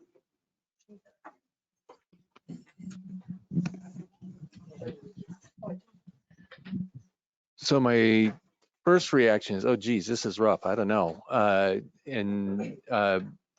But I think in the conversation, and I think the framework did play into it, Carla was, raised, well, this is kind of developmentally appropriate, and this is developmentally appropriate. And so it changed the train of thought where, okay, well, let's set aside those and not worry about those. And we talked about kind of triaging. Okay, so maybe if we can make the dangerous behaviors less dangerous, hem those in somehow, or find some ways for him to be distracted from them, then we can start to deal with the underlying issues without it because our other worry was the frustration of the teachers and how they, it could get into a mindset of just having the goal of getting this kid out of here, and then nobody's solution oriented at that point. Yeah. And what I hear you saying is that in using this framework, in a way, you went from just looking at, say, this is a behavior that's a problem. Carla introduced this developmental idea of maybe some of this, like, can we see some of this as normal behavior for a child of this age, and the individual thing? And maybe it's exacerbated by some of this history that we're learning about, but what pieces of this can I come back to holding a developmental frame about, which is kind of an important consideration. Yeah, good. Okay, we had somebody over here. Pass the mic. Pass the torch. Okay, people out there at home and in remote sites, please write in your comments. So this is fascinating for me because we come from child welfare. Uh-huh. So we're looking at this from a whole different perspective, I think, than a lot of people in the room. I was listening to a lot of the comments, and it's interesting. I've been doing this for 16 years. It's interesting to listen to how they interpret, oh, this is what we should do, that's what we should do. And then I think him and I we came at it probably, I think, the same way, but with a different mindset. Okay. So this has come across my desk, I don't know how many times. Okay. And so taking a look at how the boy is behaving and then looking at the factors in the home. So then I kind of automatically go into kind of a triage of, okay, what's going on? Why is this happening? Has this happened before mom and dad started having problems? Before dad was, using methamphetamines, the couch surfing, the poor sleeping, those go hand in hand. Mm-hmm. Just taking each piece and kind of dissecting it. Mm-hmm. But then what I found interesting was being able to turn to the framework that you showed us today Mm-hmm. and say, wow, it felt good, instead of assuming Mm-hmm. like so many people do, Mm-hmm. that it's, oh, this is causing this or this is causing that, but stopping and looking at the different things that could be the underlying causes. Okay, so that gets down to like, let's slow down. Right. Let's make meaning. Right. Yeah. Because a lot of times in child welfare, back in the day, I'm going to say, when I first started, it was very reactive. We'd get the referral. I was emergency response. It would come in and immediately go out, and you're having to make split decisions in the moment. Mm-hmm.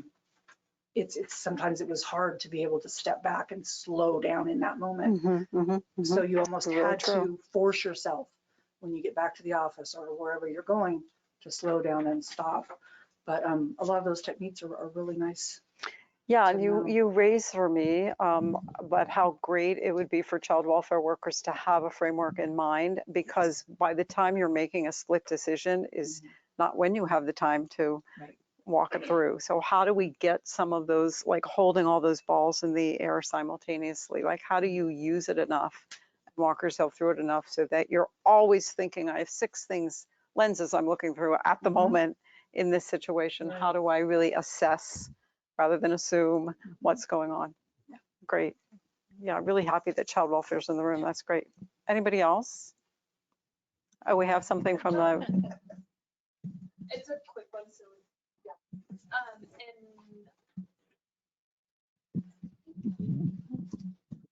An observation that Modoc County had in the room, they discussed introducing a peer to mentor Luke in the classroom. That was something that they thought might be a good idea based off of the vignette. Really nice idea in terms of thinking about, again, now we're into strategies, not causes of behavior, but strategies for management. Mm-hmm. But really thinking, what I hear in that comment, Modoc, is how do we keep this child in the classroom?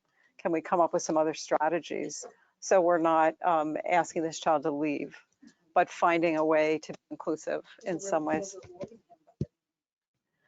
Well, we talked about that. There's a comment here about rewarding him by letting him leave. And we had another thought, which is this a child who's worried about mom? Right. That's what And needs to leave in order to check up on mom, and really has found a way to go home in order to make that happen. But again, I think if we don't know the history or we don't think about the unmet need part or the trauma part, would we think about that? You know, or would we just go to child's trying to get out of school or some other reason for that? Yeah, thank you for that, Modoc. Anybody else?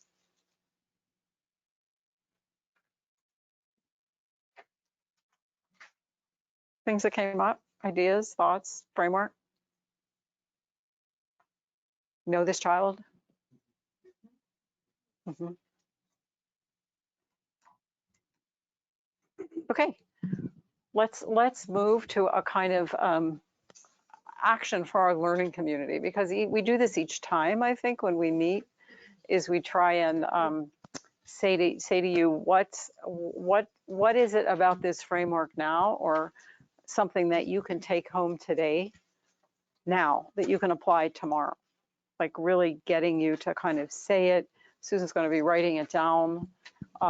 It's this framework per se, or something else that you heard or talked about with people today that is something that you can start doing now, tomorrow, in how you work with families and children. So we want you to give some thought to that, both those of you in the room and those of you in the remote sites also. Yeah.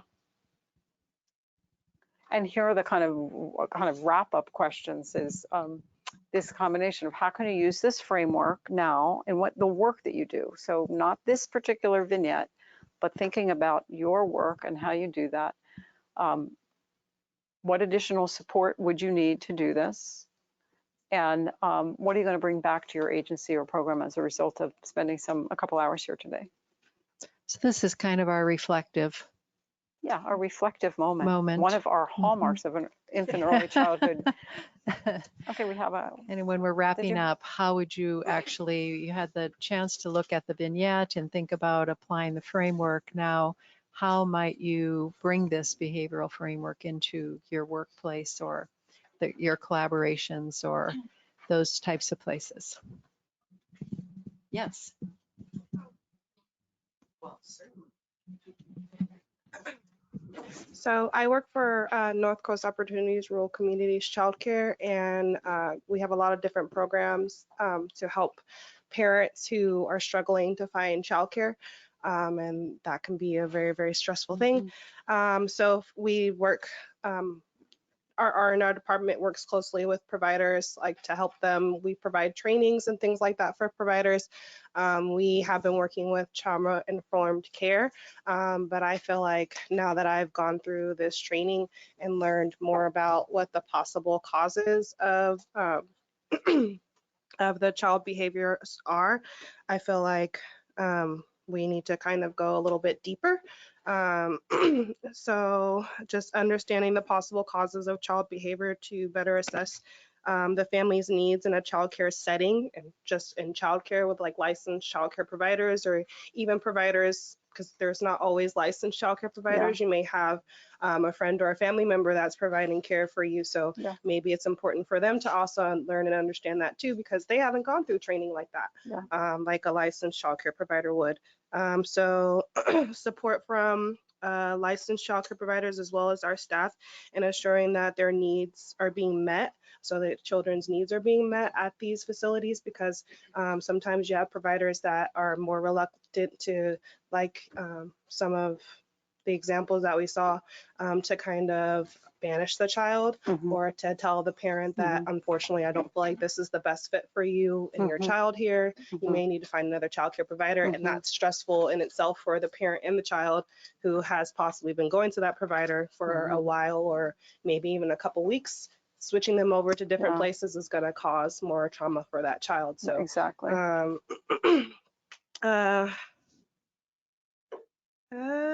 Also finding more providers who can provide more one-on-one care to a child who may need more attention, rather than turning them away, which is kind of like just what I went over. Because regardless of the fact of the matter, that child still needs the support and the stability, and that's some of the reasons why a lot of parents have their children in childcare. We deal with a lot of cases that are coming from DSS or Department of Social Services, so families that are trying to be more stable. So also making sure that child mental health awareness is essential.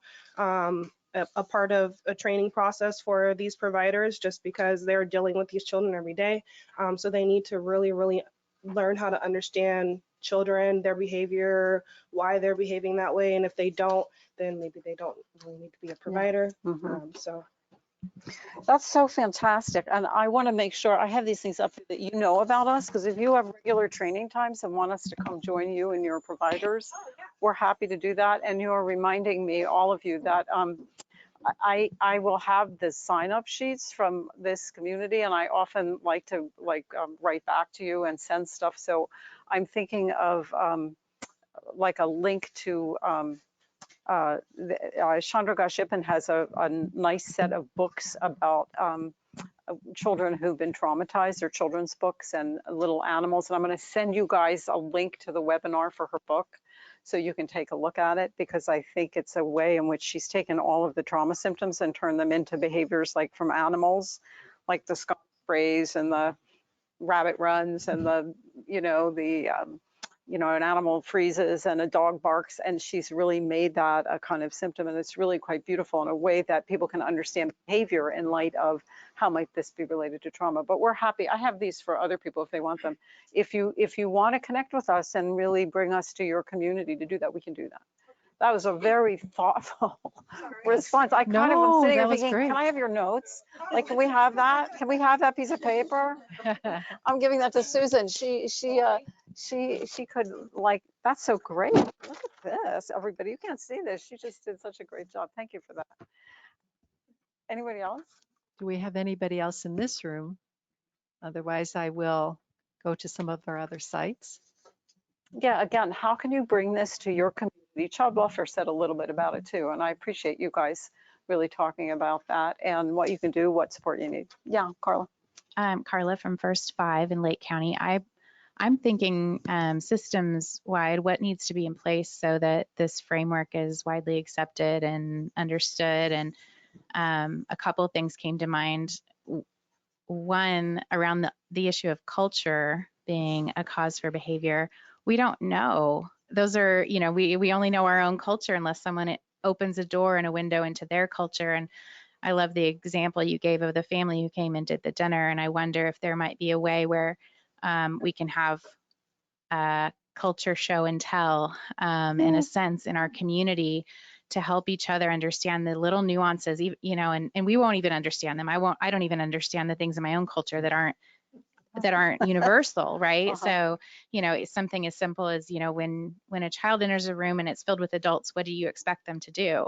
When just little things like that, because their culture on some of them would be like, oh, they should be quiet and wait until the adults are done talking. Others, they better say hello to everyone in the room and give a hug.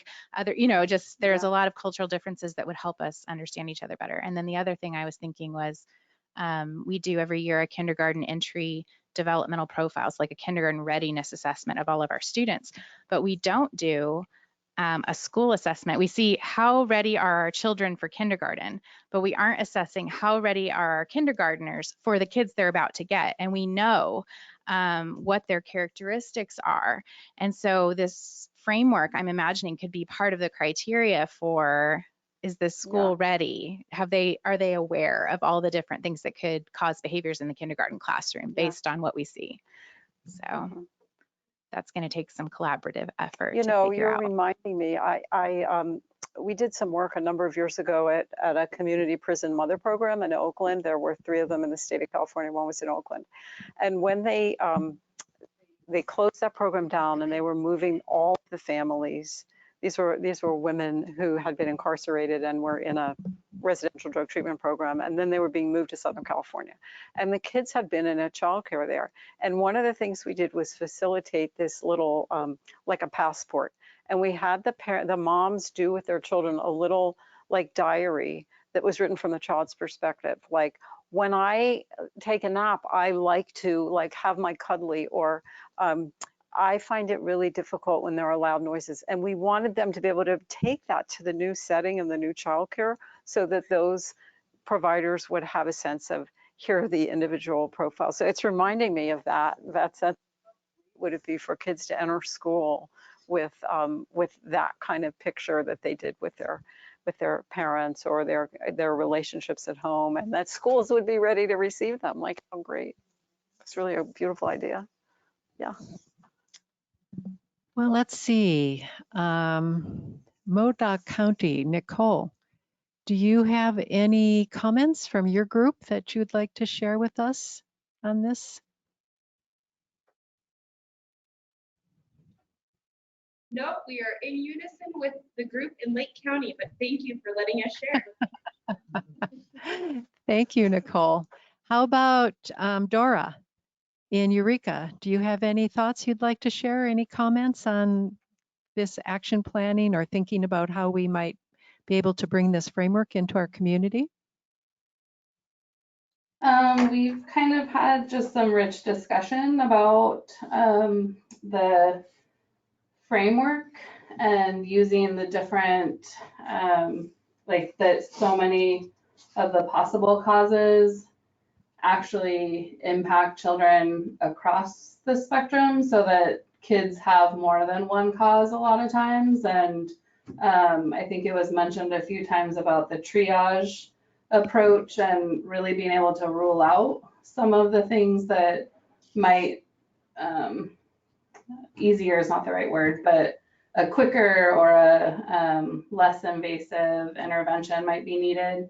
And then trying to be as proactive as possible. So seeing the things that can be done in the environment, or with partnering with the family more, or, you know, something that is not so reactive or negative for the kid or the children or the family as a whole. I think one of the things that stood out for me personally was the when Barbara said that behavior is showing us their communication, and it's up to us to decipher the meaning. And so I think that the framework helps us kind of work through that deciphering and being able to just really, what is it exactly that we're seeing and not interpreting necessarily.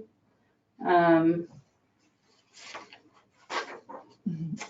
don't know. I think the slowing down, like not rushing to an answer, but really trying to work it. Yeah, it's such a good point, because I feel like it's easier said than done. Thank you, Dora. And I think it was brought up here with the child welfare example, and it's certainly true in the classroom. You know, if you're a teacher and a kid runs out the door, you're not stopping to say, gee, I wonder what the cause of this is, you know, like that moment, it doesn't live there. But I think that but teachers particularly don't get a lot of time, reflection time, where they can come back to that moment, you know, and back away from the solution of the moment to think of the bigger situation. And how do we create those spaces for people to, you know, to really embed some of this? Because I think once it's embedded, then it's easier to think in the moment. Oh, boom, boom, boom. Okay, here's a good solution. I can modify the environment. I can do this. I can co-regulate, or you have words, names for what your actually strategies you're using. Mm-hmm. Yeah, thank you for that. And also, I heard you mention something about the environment, and I wonder sometimes if we make enough environmental adaptations in a way, let our environment be what helps us. Yeah. Sharon in Ukiah, do you have any thoughts you'd like to add to our conversation as we're wrapping up? We were discussing always the need for written resources, especially for the kids that may be being sent home from pre-K classes or our healthy starts. And oftentimes the behaviors happen, so the kids just get sent home. So we shared a resource in order to at least start a opportunity for the parents at home through partnership.hp.org, which we find to be a much better resource than 211, which is in a lot of the counties. And it's by county. What was that resource, Sharon? It's on, I sent it to Bryn, she has it. Okay. It It's partnershiphp.org, and then you can click your county, and the resources are far better than any 211 we've ever dealt with. Wow. Okay. Is this a statewide thing or? Well, at least it has most of our northern, and that could be by, we have a very good rep. And so you can contact your partnership rep if you don't see your resource on there as an opportunity, and they will update it. But it is a far better resource than 211 ever is. They're still working on building out Lake Okay. It's not all of it. Thank you. Thank you, Sharon. And so let's go then finally to Alicia in Shasta County. Do you have any thoughts or comments from your group?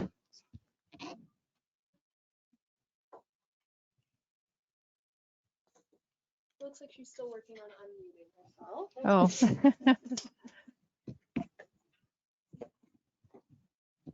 Are you able to unmute there? Well, she's unmuted on my end. She's still.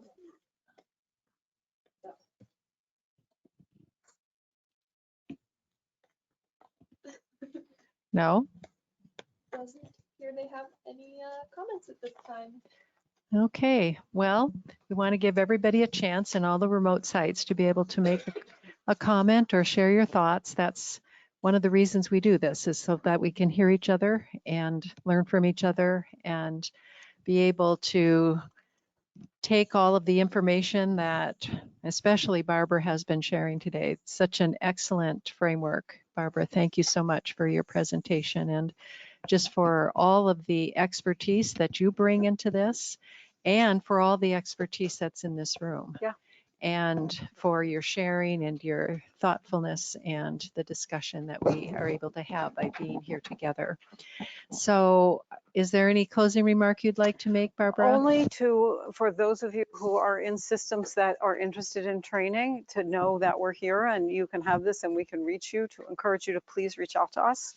Really, from everything from the littlest consultation to the other thing, we are really around for another 4 years in these counties, and really feel like that gives us a really good opportunity to seed a common language and support of families and relationships and some of these ideas. So we want to help you implement them. Remember, we all know this, it's easy to come to something and walk out of here and you'll forget most of this by tomorrow. So how do we help you remember it, implement it? That's what our word cloud is really about. Yes, that's exactly right. Yeah. That's a good note to land on. It is. So if you want one of these, please take them about our training.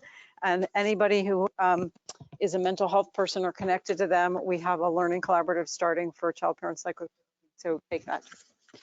And that is one of the reasons why Strategies and UCSF paired up, really. Yeah. Because they have a 4-year, it's 4 more years, isn't it? 4 more years. 4 more years of a 2. project that they can continue to follow up in the communities.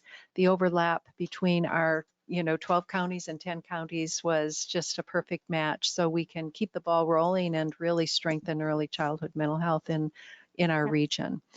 So you have evaluations, and I think that you have all completed those evaluations and we can pick them up. And the next and final learning community in this 4-part series is on May 7th. And again, mark your calendar. And we will not be here for our hub site. We'll be in Fort Bragg, I believe, for our hub site somewhere. We don't have the location yet, but we don't get out there very often. And so we're going to have our hub out there, and we'll probably still have these remote locations involved. And so then we'll also have the big reveal of what it is that our word cloud turns out to be in. What swag, or is it in a certificate, whatever you say. When we get through all of that and we get it all tabulated, then we'll try to also put that together and have that available for our final closing for the sessions. So we can send to join down at this group here in Lake County, but I mean, you're a good sized group, and we can send my partner Miriam here in May to be on site with you guys, with me on Thursday. I like the idea of doing that and sending part of strategies may go away, but we will not.